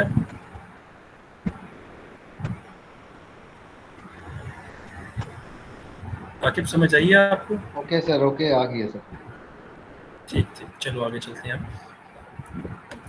अच्छा जी, उसके बाद आगे वो कह रहा है, बेसिकली ये पॉइंट्स प्रोन और कॉन्स की बात कर रहा है कि it enables take better and faster decision. Obviously fast decision कैसे होंगे? जब आपके पास एग्जैक्ट डाटा होगा और डाटा बिल्कुल एक्यूरेट होगा, बेटर डाटा होगा, तो डिसीजन अच्छे ही लिए जाते हैं। उसके बाद ये आपको हाईली रेकमेंड करता है the right product to customer choice to enhance your business. Obviously again, जब आपके पास डाटा अच्छा होगा तो आप अच्छे प्रोडक्ट को रेकमेंड करते हैं। सपोज करें कि मैं आपसे, अक्सर आप जाते होते हैं मशीन्स के ऊपर, कंपेयर कर रहे होते हैं मशीन्स को, कभी आप डेल की वेबसाइट पे चले जाएं, सैमसंग की वेबसाइट पे जाएं, उनके फ़ोन कंपेयर करने लग जाएं, तो क्या होता है बैक एंड पे जब आप फ़ोन कंपेयर कर रहे होंगे, ऑप्शन देती है ना वो आपको फ़ोन कंपेयर करने का या लैपटॉप कंपेयर करने का, तो वो बताएं कि आपको इस फ़ोन की ये प्राइस है, इस फ़ोन की ये प्राइस है, अच्छा इस फ़ोन की स्पेसिफिकेशन ये है, इस फ़ोन की स्पेसिफिकेशन ये है, अच्छा इस फ़ोन के रिजल्ट्स ये कुछ आ रहे हैं, इस फ़ोन के ये कुछ आ रहे हैं। मकसद ये कि अगर आपके पास डाटा साइंस के टूल्स यूज़ करते हुए डाटा अच्छा हो तो आप इन चीज़ों को भी बेटर तरीके से एनालाइज कर सकते हैं। ठीक है, मैं आगे चलते हैं। अच्छा, अब मैं कुछ बात करने जा रहा हूँ डाटा साइंस के कंपोनेंट्स की। हमारे पास डाटा साइंस के कुछ बेसिक कंपोनेंट्स हैं जिनका पता होना बहुत ज़्यादा ज़रूरी होता है। सबसे पहले तो भाई जो आपकी मैथ है ना, ये तो रग रग में है हर किसी फील्ड के अंदर, यानी कि कंप्यूटर साइंस की जो बेसिक है बेसिकली वो मैथ से स्टार्ट होती है। इसी तरीके से सबसे पहले मैं बात करता हूँ स्टैट्स की। ये एक बड़ा ही ज़रूरी कंपोनेंट होता है स्टैटिस्टिक्स। आपके जितने भी मेजर फंक्शंस जो बनाए जाते हैं वो आपके बेसिकली सारे मैथमेटिक्स की बेस पे चल रहे होते हैं। स्टैटिस्टिक्स एक उसका बड़ा ही इम्पॉर्टेंट पार्ट होता है। उसके बाद आपका दूसरा मेजर आता है, दैट इज़ डाटा इंजीनियरिंग। इसको कभी कभी डाटा री इंजीनियरिंग भी बोल देते होते हैं। री इंजीनियरिंग से मुराद ये होता है कि आप ये देखें, डाटा की इंजीनियरिंग से मुराद डाटा आपके पास आया हुआ है, आपको अपने मतलब का डाटा रिक्वायर्ड है, इसका मतलब आपने डाटा के अंदर री इंजीनियरिंग कर ली, डाटा को चेंज कर लिया। अच्छा, आपके पास कुछ डाटा के स्टैट्स विजुलाइज करने हैं आपने, तो आपने डाटा को अपने पर्सनली यूज़ के अंदर कुछ इस तरीके से एक्सट्रैक्ट कर देना। अच्छा, कुछ टेक्निक्स होती हैं हमारे पास इंजीनियरिंग की। हमारे पास पीसी है, प्रिंसिपल कंपोनेंट एनालिसिस। आपने अगर नाम सुना हो कभी, डाटा माइनिंग के अंदर पढ़ा हो या एआई के अंदर आपने पढ़ा होगा प्रिंसिपल कंपोनेंट एनालिसिस। पढ़ा है किसी ने भाई? बता दें क्या? नहीं सर, कोई आइडिया नहीं है। कोई नहीं, चले। एक होता है प्रिंसिपल कंपोनेंट एनालिसिस, एक होता है एफटीए, फिशर डिस्क्रिमिनेंट एनालिसिस। ये कुछ टेक्निक्स हैं डाटा साइंस के अंदर हमारे पास। अच्छा, उसके बाद हमारे पास फीचर रिडक्शन की टेक्निक्स होती हैं, डाटा सिलेक्शन टेक्निक्स होती हैं। ये जितनी भी टेक्निक्स होती हैं, ये इनको बेसिकली हम डाटा इंजीनियरिंग के टर्म के अंदर कंसीडर कर रहे होते हैं। बेसिकली क्यों? क्योंकि हम जब डाटा को अपने अकॉर्डिंगली हमने सेट करना होता है, या हमें जब सबसे अच्छा डाटा रिक्वायर होता है, तो हम उन मेथड को बेसिकली फोकस कर रहे होते हैं। अच्छा, थर्ड पे आता हूँ, एडवांस कंप्यूटिंग। मतलब क्या हुआ इसका? एडवांस कंप्यूटिंग का मतलब ये हुआ कि ऑब्वियसली आपके पास भाई बहुत ज़्यादा डाटा होता है। अगर आपके पास अच्छी कंप्यूटेशन पावर नहीं है तो आप कभी भी डाटा को टाइमली और डाटा को कंप्यूट सही तरीके से नहीं कर सकते हैं। डाटा के अंदर लैग आ सकता है, या शायद डाटा कभी प्रोसेस ही नहीं इतना बड़ा आपके पास हो पाएगा अगर आपके पास अच्छी कंप्यूटेशन नहीं होती। अच्छा, मैं विजुअलाइजेशन की बात करता हूँ। No, what is data visualization? Again, अगर आपके पास बहुत ज़्यादा बड़ा डाटा पड़ा हुआ है तो आप उसको कैसे विजुअलाइज कर सकते हैं? आप उसको मतलब अगर मैं आपसे कहता हूँ कि आपके पास एक न्यूमेरिकल डाटा है, आपने उसको बताना है कि विजुअलाइज करके आप डाटा देख के बताएं कि भाई इसमें क्या क्या बताया जा रहा है। सपोज करें, मैं वही बात करता हूँ, स्टॉक एक्सचेंज की एग्जांपल लेता हूँ कि 2005 से लेकर 2010 का ना स्टॉक एक्सचेंज का डाटा पड़ा हुआ है 10 प्रोडक्ट्स के। डीजी का पड़ा हुआ है, टोयोटा का पड़ा हुआ है, होंडा का डाटा पड़ा हुआ है, और भी बहुत सारी कंपनीज का डाटा सेट पड़ा हुआ है, 10 कंपनीज का। मैं आपसे कहता हूँ मुझे बताएं क्या है। तो एक आम ह्यूमन न्यूमेरिकल के अंदर कभी भी इसको विजुलाइज नहीं कर सकता। इसके लिए आप क्या यूज़ करते हैं? आप प्लॉटिंग करते होती हैं, आप डाटा के चार्ट्स बनाती होती हैं। ये वो चार्ट नहीं है जो आप समझ रहे हैं कि जिस तरह आप एक्सेल के ऊपर जाते हैं और कोई भी चार्ट को प्लॉट कर दिया। नहीं नहीं नहीं, ये ऐसे चार्ट नहीं होती हैं। ये हीट प्लॉट होते हैं, हीट मैट्रिक्स होती हैं, जो कि डिफरेंट प्रोडक्ट्स को बता रहे होते हैं कि इस टाइम इंटरवल के अंदर इतना चेंज आया, और बड़ी ही समराइज वे में बताए थे। सपोज करें, मेरा माउस अगर आप देख पा रहे हो तो ये सपोज करें जो ब्लू है, मैं कहता हूँ ये कंपनी है। मैंने कहा कि इसका 10 साल का डाटा बताएं, तो जो मैं कहता हूँ यहाँ से लेके ये 10 साल का रिकॉर्ड, यहाँ से लेके यहाँ 10 साल का रिकॉर्ड आया। उसने बताया कि जी ये प्रोडक्ट पहले साल में इतना था, दूसरे साल में इतना, तीसरे में इतना, चौथे में इतना, पाँचवें में इतना, छठे साल में इतना आया। 10 साल बाद यहाँ तक पहुँच गया वो डाटा। मकसद ये कि अप एंड डाउन डाटा का बताने लग गया। और यहाँ पे उसने ये दूसरा प्रोडक्ट, ये तीसरा, चौथा, पाँचवा, छठा, सातवां, आठवां, और ये उसने एक लाइन फेच कर रहा है कि किस डाटे ने ओवर द टाइम कितनी प्रोग्रेस की है। यानी कि हम इतने बड़े डाटा को सिंपली विजुलाइज कर सकते हैं और बता सकते हैं कि यार ये कंपनीज थी जो टॉप पे रही हैं, इस टाइम पे ये इतना अर्न कर रही थी। तो क्या ये बात आपको समझ आती है?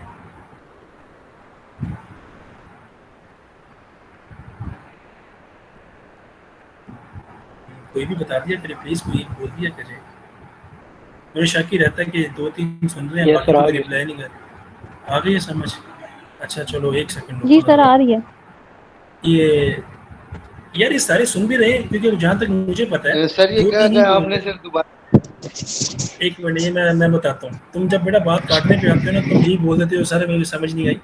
क्योंकि मैं उस वक्त से देख रहा हूँ कि 2-3 ही रिप्लाई कर रहे हैं। हमजा, एक अरसलान, गुलाम, अच्छा आई थिंक ये राबिया साबिर और दरख्शा ने भी है कि शुरू में सवाल किया है। मकसद ये कि बाकी सर मैं भी 2-3 दफ़ा कर चुका हूँ सर।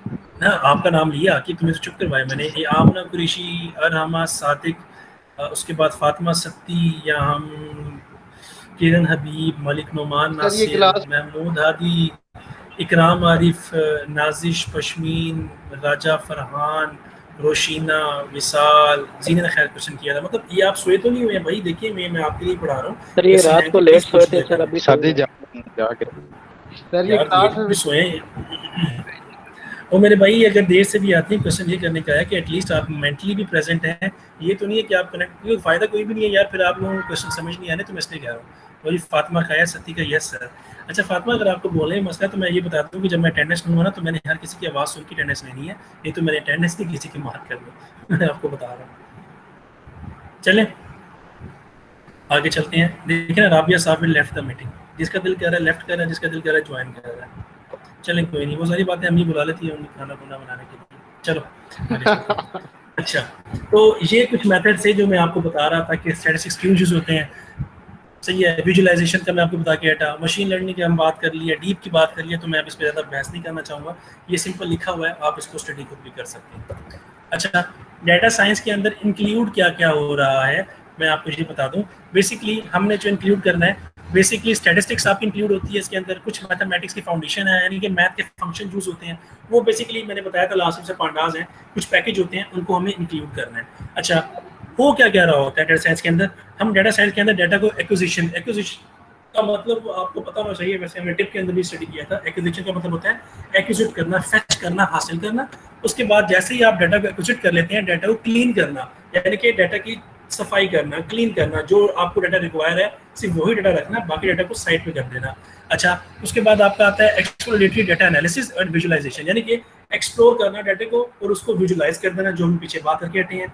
फीचर इंजीनियरिंग में आपको बता के हटा हूँ कि आप कोई ना कोई मेथड लगाते हैं, मेथड लाइक पीसीए प्रिंसिपल। जी जी सर, ये एक्विजिशन जो होती है ये किसी टूल के जरिए होती है से जैसे देखिए ये हाँ बिल्कुल, डाटा जो एक्विजिशन होती है ना, जब आप डाटा सेट बना रहे होते हैं ना, तो आपको डाटा सेट एक्विजिट हासिल करना होता है डाटा, तो वो टर्म होती है कि डाटा को एक्विजिट करना, डाटा को हासिल करना। वो डिफरेंट टेस्ट बेड सेटअप्स होते हैं जिससे आप डाटा सेट को हासिल कर रहे होते हैं, लेकिन हमारा ये काम नहीं है कि हम डाटा को एक्विजिट करें। हमारा इस टर्म के अंदर ये काम है कि डाटा को लेना अपने अकॉर्डिंगली, ये मतलब है इस चीज़ का।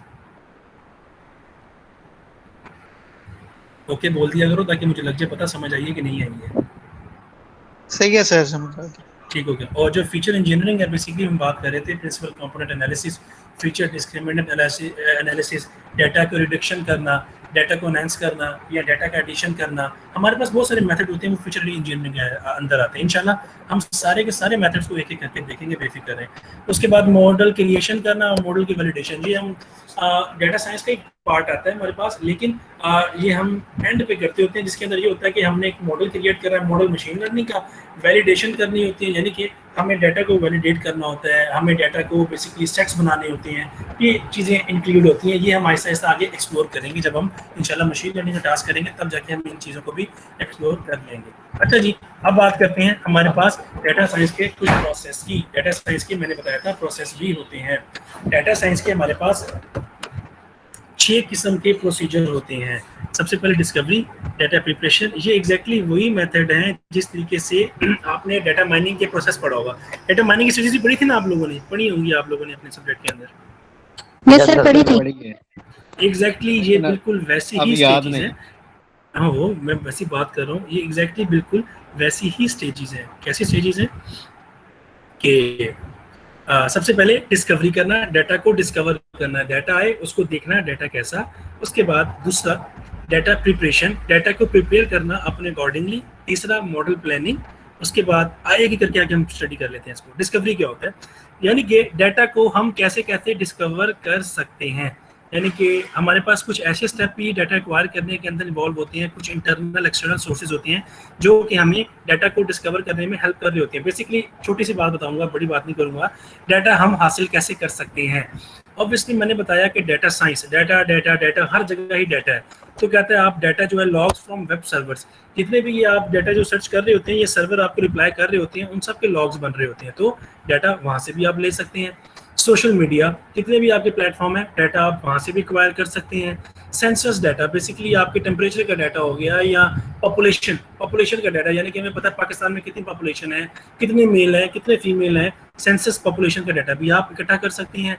Data stream from online API sources, यानी कि जितने भी आपके ये एपीआईज होती हैं, ऑनलाइन स्ट्रीमिंग डाटा होता है, यानी कि जिस तरह मैं आपको पढ़ा रहा हूँ, आप मेरे से भी एक नॉलेज ले रहे हैं, that is a data in form of data knowledge ले रहे हैं, आप यहाँ से भी डाटा को एक्वायर कर सकते हैं। यूट्यूब के जरिए इन्फॉर्मेशन आप ले रहे होते हैं, मतलब आप हर जगह से डाटा को फेच कर रहे होते हैं। This term is known as a discovery term.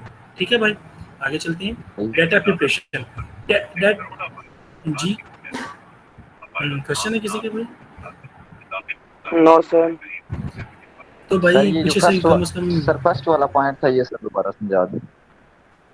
First point में बताता हूँ कौन सा पॉइंट है। फर्स्ट पॉइंट बेसिकली था वेब सर्वर्स। देखें, ये काइंडली म्यूट कर दें, अपनी माइक म्यूट कर दिया जाए। वेब सर्वर्स का मतलब ये होता है, देखें वेब सर्वर का मतलब ये होता है बेसिकली कि जिस तरह वेब सर्वर की एग्जांपल देता हूँ, आप google.com करते हैं, तो होता क्या है, अगर आपको थोड़े बहुत नेटवर्क का प्रोसेस का पता हो तो 3 वे हैंडशेक प्रोसेस का तो पता होगा नेटवर्क्स के अंदर। 3 वे हैंडशेक प्रोसेस क्या होता है कि आपने रिक्वेस्ट की, उसके बाद सर्वर ने आपको परमिशन दी। तो क्या होता है कि जब भी आप सर्वर से, गूगल से आप रिक्वेस्ट करते हैं, आपने कुछ चीज़ डाउनलोड करनी है, तो गूगल से आप क्यूरी करते हैं, तो गूगल आपको उस चीज़ की एक्सेप्टेंस देते हैं, उसके बाद वो आप फाइल डाउनलोड करना स्टार्ट कर सकते हैं। तो वो जिस सर्वर से आप कनेक्ट हुए होते हैं, that is basically your web server. तो उन वेब सर्वर के पास भी डाटा आपका पड़ा हुआ होता है। ऐसा नहीं है, क्या डाटा पड़ा होगा कि फलानी आईपी का जो पर्सन था, फलानी जिसकी आईपी पर्सन की थी, उसने मुझसे ये डाटा रिक्वेस्ट की थी, मैंने उसको ये डाटा सेंड किया, यानी कि ये भी एक डाटा की फॉर्म होती है। तो बेसिकली कहने का मकसद ये है कि यहाँ से वेब सर्वर से भी आप डाटा ले सकते हैं। तो आप इवन के जो आपका सिस्टम है, आपका लैपटॉप है, आपको पता होना चाहिए कि आपका जो आप जितने भी डेली दिन में काम करते हैं, आपका भी एक वेब लॉग बन रहा होता है। आपका भी सिस्टम जो है एक लॉग बना रहा होता है कि इस पर्सन ने 11:12 पे अगर इसने गूगल को एंटर किया है तो उसने गूगल ऑन किया, 11:50 पे इसने VLC प्लेयर ओपन किया है, तो सारे का सारा लॉग ये भी डाटा की फॉर्म में पड़ा होता है। आप इसको भी डिस्कवरी प्रोसीजर के अंदर लेके आ रही होती है। ठीक है भाई? जी सर। ये सर्वर उसके बाद देखो ये इसमें ना पढ़ो, ये आपका एरिया नहीं है। नेटवर्क्स वालों बच्चों को इन चीज़ों का पता होता है, तो आप इसके अंदर ना पढ़ें तो बेहतर है, ये आपका काम नहीं है। ठीक है भाई? मकसद ये है कि सिर्फ आपको थोड़ा बहुत पता होना चाहिए जो मैंने बता दिया। सेकंड बात करते हैं हम डाटा प्रिपरेशन की। मतलब अगर आपके पास, जहाँ से मैंने बताया डाटा डिस्कवरी के बाद डाटा को प्रिपेयर भी करना होता है। मैंने आपको पहले ही बताया कि डाटा के अंदर बहुत सी इनकन्सिस्टेंसीज होती हैं। जिस तरह डाटा के अंदर कोई वैल्यू मिस हो सकती है, कोई कॉलम ब्लैंक हो सकता है, डाटा इनकरेक्ट फॉर्मेट के अंदर होता है। जिस तरह मैंने आपको बताया कि डाटा के कुछ फॉर्मेट्स होते हैं, डाटा आपके पास कॉन्टिन्यूस होता है, आपके पास डाटा बाइनरी होता है, सिमेट्रिक होता है, ऑर्डिनरी होता है, नॉमिनल होता है। क्या पता डाटा का फॉर्मेट वहाँ पर गलत दिया हो जबकि फॉर्मेट कुछ था, आपको ये भी चेक करना पड़ता है। यानी कि इन अदर सेंस डाटा को क्लीन करना होता है आपको। जैसे ही आप डाटा क्लीन करते हैं, जितना ज़्यादा आपका क्लीनर डाटा होगा उतना ही ज़्यादा आपका मॉडल अच्छी प्रेडिक्शन दे रहा होता है। तो मतलब आपको डाटा प्रिपरेशन लाजमी करनी पड़ती है डाटा की हर बार। ठीक हो गया भाई? आगे चलते हैं। Model planning. मॉडल प्लानिंग का मतलब क्या होता है? बेसिकली वो टेक्निक्स होती हैं इस स्टेज के अंदर आप डिटरमाइन करते हैं ऐसे मेथड्स को जो एक रिलेशनशिप दिखाते हैं किसके, इनपुट वेरिएबल्स के बिटवीन में आप एक मॉडल प्लान कर रहे होते हैं। इन दी अदर सेंस मैं आपको बताता हूँ, आप जो कर रहे होते हैं, आपके पास डिफरेंट स्टैटिस्टिकल फार्मूला होते हैं, विजुअलाइजेशन के टूल्स जिस तरह मैं बात कर रहा था। जैसे डाटा क्लीन हो गया है तो आपको डाटा को देखना भी होता है कि भाई डाटा क्लीन हुआ है, किस फॉर्म में पड़ा हुआ है, क्या ये फॉर्म ठीक है। मल्टीपल वेज होते हैं कि आप डाटा को देख सकते हैं, या तो आप डाटा को विजुलाइज कर लें। टूल विजुलाइजेशन टूल्स मैटप्लॉटलिब की लाइब्रेरी होती है, हम उसे कॉल करते होते हैं, उससे डाटा आपका विजुलाइज होने लग जाता होता है। आप देखते हैं कि यार जो डाटा मैंने क्लीन किया है, क्या अब ये आगे प्लानिंग के लिए इतना काफ़ी रहेगा कि नहीं रहेगा, या आप उसको SQL एनालिसिस सर्विसेज यूज़ कर सकते हैं। SQL क्या होता है? बेसिकली आपका स्ट्रक्चर्ड क्वेरी लैंग्वेज, उसके अंदर भी आप कॉल करके उसको चेक कर सकते हैं। तो ये बेसिकली एक मॉडल प्लानिंग का फेज होता है। जब डाटा क्लीन हो जाता है तो आप उसके बाद उसको डिटरमाइन कर रहे होते हैं, उसको कुछ ना कुछ इनपुट्स देकर। अच्छा, उसके बाद आप आता है मॉडल बिल्डिंग। ये असल स्टेप होता है आपका, लिखा हुआ है the actual model builds process start here. कैसे? Data scientist distribute data set for training and testing. याद रहे, जब भी आप मशीन लर्निंग के अंदर कोई काम, जब आप प्रेडिक्शन या AI के अंदर आप काम कर रहे होते हैं, तो आपको डाटा को बिल्ड करना होता है। बिल्ड दो फॉर्म में करना होता है, डिस्ट्रीब्यूट करना होता है। क्यों? देखिए, पहली मैं बात आपसे करता हूँ कि डाटा को आपको डिस्ट्रीब्यूट करना होता है दो पार्ट के अंदर, एक ट्रेनिंग पार्ट के अंदर और एक टेस्टिंग पार्ट के अंदर। इसकी एग्जांपल मैं आपको देता हूँ। ट्रेनिंग क्यों करवानी होती है? मैंने आपको जैसे पहले बताया कि हमने डाटा लिया, डाटा को क्लीन किया, उसके बाद हम एल्गोरिदम को पास करते हैं। हम उसके अंदर पास के दौरान में दो काम करते होते हैं। जब हमने किसी भी एल्गोरिदम को पास करना होता है ना, मशीन लर्निंग या डीप लर्निंग के, तो उससे पहले हम डाटा साइंस से कहते हैं, डाटा साइंटिस्ट की लाइब्रेरी होती है, उसे कॉल करके हम कहते होते हैं साइकिट-लर्न लाइब्रेरी है बेसिकली। उसको हम कॉल करते हैं और हम कहते हैं डाटा को दो हिस्सों में बांट दिया जाए, एक ट्रेनिंग और एक टेस्टिंग। क्यों कहते हैं ये भी मैं आपको बता देता हूँ। ट्रेनिंग का मतलब क्या होता है? लर्निंग फेस करना। एग्जाम्पल देता हूँ। एग्जाम्पल, आप एक क्लास में मैं आपको क्लास दे रहा हूँ, तो मैं आपको क्वेश्चन बता रहा हूँ, साथ उसका आंसर भी बता रहा हूँ। मैं आपसे कहता हूँ कि भाई ये चीज़ होती है तो ये हो जाता है, ऐसा ही है। वो आपका क्या हुआ? लर्निंग फेज हुआ, आपकी ट्रेनिंग चल रही है। यानी कि मैं आपको पढ़ा रहा हूँ, वो आपका ट्रेनिंग फेज है। यानी कि मैं आपको क्वेश्चन भी पूछता हूँ, मैं आपको आंसर भी दे रहा हूँ। लेकिन जब मैं आपका टेस्ट लेता हूँ तो मैं आपको सिर्फ और सिर्फ क्वेश्चन देता हूँ और मैं आपसे कहता हूँ मुझे इसका आंसर बताएं। क्या ये बात आपको समझ आती है जो मैं समझाना चाह रहा हूँ? कि जब आप मशीन लर्निंग को पास करते हैं तो आप ट्रेनिंग करवाते हैं सिस्टम की कि भाई ये इनपुट है, ये उसकी आउटपुट है, ये क्वेश्चन है, ये आंसर है, ये इनपुट है, ये आउटपुट है। लेकिन जब आप मशीन को टेस्टिंग फेज के ऊपर लेके जाते हैं तो आप सिर्फ और सिर्फ मशीन को इनपुट देते हैं और आप मशीन से कहते हैं भाई अब इसकी आउटपुट मुझे बताओ। क्या ये बात आपको समझ आती है? Yes sir. जबरदस्त हो गया सर वो जो ये आउटपुट है सर वो ट्रेन डेटा की आउटपुट होगी सर? नहीं, वो आउटपुट ट्रेनिंग क्या है बेसिकली। सपोज करो एग्जांपल दोबारा देता हूँ, 100 का डाटा था मेरे पास, 100 का डाटा मैंने 100 में से 50% डाटा दे दिया ट्रेनिंग को कि ये इनपुट है, ये आउटपुट है। बाकी जो टेस्टिंग के ऊपर मैंने उसको 50 का इनपुट देनी है, रिमेनिंग की उसकी आउटपुट नहीं देनी। वो मैं मशीन से कहूँगा भाई मुझे बताओ आउटपुट क्या आ रही है इसके अंदर, ताकि पता लगे मशीन ने भी सही प्रिडिक्ट किया है कि नहीं किया है। ये बात समझ आई आपको? यस सर, ये बात समझ आ गई। ठीक है सर, ठीक है सर वो एक बात पूछनी थी। जी सर इससे पहले जब आपने कहा कि डाटा क्लीन करते हैं हम लोग तो स्पेसिफिक टूल्स यूज करते हैं ना, तो सर टूल्स यूज करते हैं तो हमें एग्जैक्ट वो बता देते हैं कि आपका डाटा क्लीन हो गया, इतना हो गया, इतना रह गया सर? देखिए डाटा इंसान थोड़ी है जो इंसान है कि हाँ भाई आपने ठीक किया है, ये आपकी परसेप्शन होती है। आपको पता होता है कि आपने इस किस्म का डाटा बनाना है, तो जब आप वो मॉडल्स अप्लाई करते हैं तो आपको नजर आने लग जाता है कि हाँ भाई डाटा मेरा इस पैटर्न में जा रहा है। आपको खुद समझ आने लग जाती है, क्योंकि ऑब्वियसली आपको पता होता है कि मुझे ऐसा डाटा चाहिए। तो जब जारी बात है वो टूल अप्लाई करते हैं तो आपको वैसा डाटा जब बनता हुआ नजर आ रहा होता है तो आप समझ जाते हैं कि हाँ भाई ये डाटा मेरा सही बना हुआ है। टूल्स कभी भी आपको नहीं बताएंगे कि आपका डाटा सही है कि नहीं है, वो आप यूज करते हो सिर्फ क्लीन प्रोसेस के लिए। नहीं सर, आपने कहा ना टूल्स यूज करने से आपको डाटा क्लीन होना शुरू हो जाता है, तो फिर मुझे लगा कि क्या पता वो इस तरह पता लग जाता हो कि आपका डाटा पूरा क्लीन हो गया। नहीं, वो सिर्फ आपको हेल्प आउट कर रहे होते हैं कि ये डाटा क्लीन हो रहा है। ये आपको खुद पता होना चाहिए कि डाटा क्लीन कैसे हो रहा है। ये खैर जब आप स्टार्ट करते हैं आपको आइडिया आहिस्ता आहिस्ता होता रहता है। ठीक है भाई? ठीक है सर, ठीक है सर, ठीक है, चलें आगे चलते हैं। उसके बाद क्या आता है ऑपरेशंस। ऑपरेशन क्या है एग्जैक्टली यार? ये हम एक एसआरएस को स्टडी करें, सर कहते हैं सॉफ्टवेयर रिक्वायरमेंट स्पेसिफिकेशन। जैसे ही आपने उसको टेस्टिंग को अलग कर लिया उसके बाद आप ऑपरेशन के ऊपर जाते हैं। ये आपकी फाइनल मॉडल का डिलीवर करना होता है। यहाँ पर आपने report, code, technical documents, basically जैसे ही आपने डाटा को अलग किया उसके बाद आपने टेस्टिंग एनवायरनमेंट करने के लिए आपको कोई ना कोई फाइनल बेस मॉडल देना पड़ता है, तो ये ऑपरेशन के अंदर होता है आपका। उसके बाद इन दी एंड कम्युनिकेशन रिजल्ट, ये आपका की स्टेज होता है जिसके अंदर आपने जो भी डाटा को अलग किया उसके बाद। अच्छा, ये ऑपरेशन के अंदर ना डाटा साइंस के ऑपरेशन का मतलब ये होता है कि आपने बेसिकली डाटा डिलीवर किया, लेकिन यहाँ पर एक और चीज़ इन्वॉल्व होती है जो कि डाटा साइंस के अंदर नहीं आ रही। वो ये होता है कि हमने मशीन लर्निंग को, जैसे हमने डाटा क्लीन कर लिया है, डाटा को टेस्टिंग ट्रेनिंग के लिए अलग कर लिया है, अब उसके बाद हम इसको मशीन लर्निंग के एल्गोरिथम को भेजते हैं। ठीक है, उसके बाद जो रिजल्ट आता है वो फाइनल बेसलाइन के अंदर, इसके अंदर ऑपरेशन के अंदर आता होता है। उसके बाद आप कम्युनिकेशन, मतलब आपने की फाइंडिंग बतानी होती है कि आपके पास ये डाटा सेट था, आपने इसको क्लीन किया, क्लीन करने के बाद आपने इसके ऊपर ऑपरेशन परफॉर्म किया, ऑपरेशन के बाद जी अब ये रिजल्ट्स आ रहे हैं, ये प्रेडिक्शन हमारे पास आ रही है, तो दिस मीन ये हमारे कम्युनिकेट रिजल्ट्स का मतलब होता है। तो भाई कुछ ये हमारे पास 6 किस्म के मॉडल्स है। इसके अंदर कोई इशू है, ये बड़ी बेसिक किस्म की है। समझाने का मकसद ये होता है कि आपको इस प्रोसेस का पता हो। तो कोई इस प्रोसेस में कोई इशू हो आपको? नो सर, समझ नहीं सर, सही है सर। ये जो सेकंड टास्क है सर, इसमें हमारा काम होता है वो सर, इसको फिर हम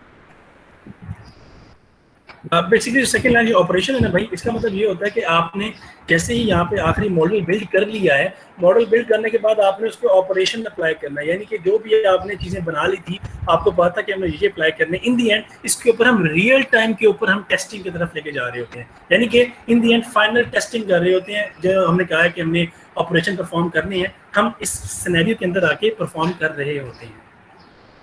यस सर। सर ये फिर जस्ट लाइक एसआरएस है सर, हम वो बनाते होते हैं। एग्जैक्टली बिल्कुल जी, वही चीज़ ही होती है। Okay sir, thank you. उसके बाद मैं कुछ टूल्स बता दूं आपको कि टूल्स होते हैं डाटा साइंस के कौन कौन से हैं। पाइथन के अंदर हम डाटा साइंस पे काम कर सकते हैं आपकी। अच्छा, ये एक ही लैंग्वेज है, आर्क और आर एक ही है। ये आर रूबी ऑन रेल्स के नाम पर है। एक हमारे पास आर लैंग्वेज होती है, आप जावा पे भी काम कर सकते हैं। ये एस है, ये जो एस बेसिकली है, ये आपको थोड़ा सा अगर मैं समझाना चाहूँ तो आपने कभी उस पर काम किया हो, क्या कहते हैं, बड़ा आसान सा नाम है यार,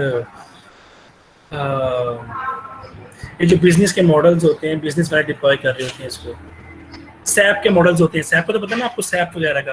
तो ये उस मॉडल्स के अंदर आप एसएएस को यूज़ कर रहे होते हो, आप मैटलैब को भी यूज़ कर लेते हो। ये वो सारे टूल्स हैं, लेकिन जिस टूल को हमने प्रेफर करना है that is basically Python language. इस लैंग्वेज को यूज़ करते हुए हम डाटा साइंस के टूल्स को एक्सेस करेंगे। और भी टूल्स हैं, ये आपके ऊपर होता है, इस मर्जी को यूज़ करें, लेकिन मेरा अपना ख्याल है कि पाइथन एक बहुत ही जेनेरिक लैंग्वेज है और इसके अंदर 1 lakh plus libraries package include है, तो हम इसको प्रेफर करेंगे। खैर और भी हैं, अगर आप खुद उस पर काम करना चाह रहे हैं तो आप उस पर काम करने, मुझे कोई एतराज़ नहीं है। अच्छा, एरिया ऑफ एप्लीकेशन, ये खैर बेसिक इन्फॉर्मेशन दे रहा हूँ कि डाटा साइंस कहाँ कहाँ पे किस किस एरिया पे अप्लाई हुआ है। ये आपका ऑप्टिमाइज इंटरनेट सर्च, यानी गूगल के अंदर भी डाटा साइंस यूज हुई है। रिकमेंडेशन सिस्टम, कोई चीज़ रिकमेंड करनी भी, मैं बेशक आपको रिकमेंडेशन का बता के था इसके अंदर, ये वाला कि कोई हमने कंपेयर करना, रिकमेंडेशन ले रही हो तो तभी हम डाटा साइंस को प्रेफर कर रहे होते हैं। अच्छा भाई, उसके बाद इमेज रिकग्निशन या स्पीच रिकग्निशन के अंदर भी डाटा साइंस का होना बड़ा जरूरी है। Yes sir. गेमिंग के अंदर आजकल जितने भी एक्सबॉक्स या प्ले स्टेशन मेथड्स हैं उसके अंदर डाटा साइंस का एरिया प्रेफर किया जा रहा है। अच्छा, डाटा साइंटिस्ट सब करते क्या होते हैं? बेसिकली जितने भी काम है आपके आजकल, जितने भी बड़े बड़े मेजर एरियाज हैं वहाँ पर डाटा साइंटिस्ट बैठे होते हैं ताकि डाटा को एक्सप्लोर किया जा सके, डाटा को एनालाइज किया जा सके, ताकि अच्छे से अच्छा डाटा बना के प्रेजेंट किया जा सके। वो आपके ये national security, cyber security, business analytics, engineering, health care, जितने भी बड़े बड़े आपके डोमेन है यहाँ पर आज डाटा साइंटिस्ट बैठे हुए हैं और यहाँ पर वर्क परफॉर्म करवा रहे हैं। अच्छा, डाटा साइंस की कुछ मेन लाइब्रेरीज मैं आपको बता दूं। एक नमपाई जो बेसिक एक लाइब्रेरी पाइथन की है, जिसको बोलते हैं न्यूमेरिकल पाइथन की NumPy, N for numerical library for Python. इसके अंदर आप nth डायमेंशनल एरे के साथ डाटा को कंप्यूट कर रहे होते हैं। बेसिकली ये मैथमेटिक की लाइब्रेरी है जिसको हम यूज कर रहे हैं। पांडास असल में एक डाटा साइंस की बड़ी अच्छी लाइब्रेरी है। पांडास लाइब्रेरी क्या करती है, मैंने आपको शायद लास्ट लेक्चर में भी बताया था कि जो पांडा की लाइब्रेरी होती है ये बेसिकली डाटा प्री प्रोसेसिंग करने के ये बेसिकली डाटा प्री प्रोसेसिंग के काम आती है। डाटा जब आपने प्री प्रोसेस करना होता है तो आपको उसके अंदर हेल्प कर रही होती है। साइपाई या साइकिटलर लाइब्रेरी भी बेसिकली समहाउ इसी तरह की लाइब्रेरी है जो कि विजुअलाइजेशन के अंदर भी आपको काम कर रही होती है। ये भी डाटा साइंस की लाइब्रेरी है। अच्छा, उसके अलावा डाटा को जब आपने स्प्लिट वगैरह करना होता है, नमपाई नहीं, मैं साइपाई की बात कर रहा हूँ। साइपाई को वैसे साइकिट-लर्न ने रिप्लेस कर दिया। साइकिट-लर्न लाइब्रेरी मशीन लर्निंग के अंदर यूज होती है, ये डाटा प्री प्रोसेसिंग के अंदर भी यूज हो रही होती है। डाटा जो मैंने बताया टेस्टिंग और स्प्लिट करना होता है उसके अंदर भी ये साइपाई लाइब्रेरी ही यूज हो रही होती है। तो हम भी थ्रू आउट सेमेस्टर इन लाइब्रेरीज को स्टडी करेंगे। अच्छा, विजुअलाइजेशन के लिए कुछ लाइब्रेरीज हैं, जिस तरह ये सीबॉर्न है, ये एक लाइब्रेरी है। जब आपने डाटा को विजुअलाइज करना होता है तो आप सीबॉर्न प्रेफर कर लेते हैं, नहीं तो आप मैटप्लॉटलिब आपकी पैकेज है आप उसको प्रेफर कर रहे होते हैं। मशीन लर्निंग के और डीप लर्निंग के लिए कौन सी है? ये जो पहली लाइब्रेरी है बेसिकली दैट इज साइकिट-लर्न जो है, ये लाइब्रेरी हम मशीन लर्निंग के एल्गोरिथम के लिए प्रेफर कर रहे हैं। इसी के तरीके से टेंसर फ्लो हो गई या न्यूरल नेटवर्क्स के अंदर भी देखेंगे कि हम कैसे यूज कर रहे होते हैं। तो भाई ये आपका आज का लेक्चर था जो कि एनी क्यूरी पर आगे खत्म होता है, इंट्रोडक्शन टू डेटा साइंस। इंशाल्लाह मैं आपको शेयर भी कर दूंगा स्लाइड्स, और उसके साथ साथ भाई किसी को अगर कुछ नहीं समझ आया तो प्लीज मेरे से पूछ सकता है, क्वेश्चन आंसर कर सकता है। स्लाइड शेयर हुई है सर पहले की।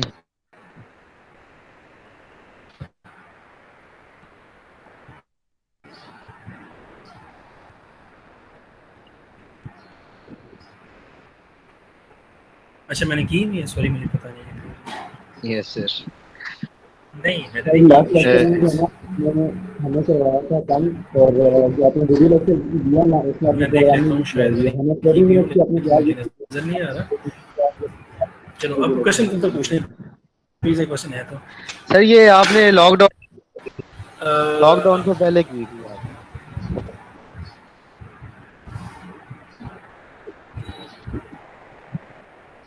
अच्छा प्लीज कोई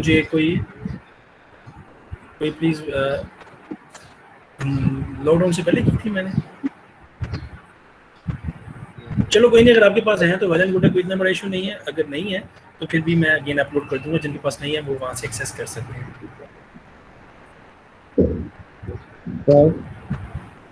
प्लीज कोई क्वेश्चन है तो क्वेश्चन पूछ लें।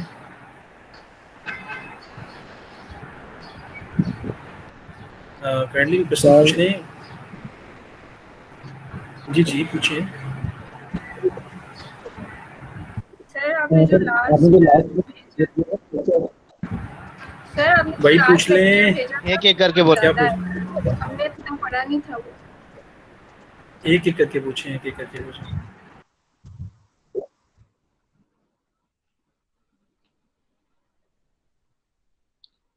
सारी लेफ्ट कर गए। हाँ, कोई क्वेश्चन है तो मुझसे पूछ लें। कोई क्वेश्चन है तो मुझसे पूछो। सर आ जाएंगे। कोई क्वेश्चन है तो पूछो। क्यों आपने पढ़ाना है? सर नहीं शुक्रिया। अब बोलने शुरू हो गए थे एक सारे। हम सर से ही पूछ लेंगे। अब हिम्मत आ गया बोलने की सारों में, पहले कोई भी नहीं बोल रहा था। और इकरामा भी जाग रही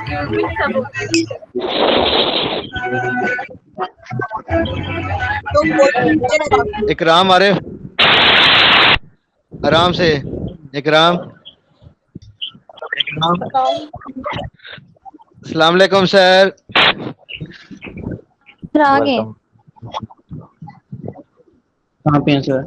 सर ज्वाइन आपके जाने के बाद बहुत लोग बोले, ऐसा बोलने के पूरी जिंदगी कभी नहीं बोलते, क्लास में चुप रहते हैं। और सर ये अभी तक बोल रहे हैं। हाँ मैं तो बोलता ही रहता हूँ, मेरी आदत है। मतलब दूसरों को भी बोलने दो ना। तो बोलो ना, सर जब कह रहे होते हैं बोलो बोलो, उस टाइम कोई बोलता ही नहीं है। सर यहीं पे सुन रहे हैं। ओए मुर्दा आराम से यार, क्यों फूके मार रहा है।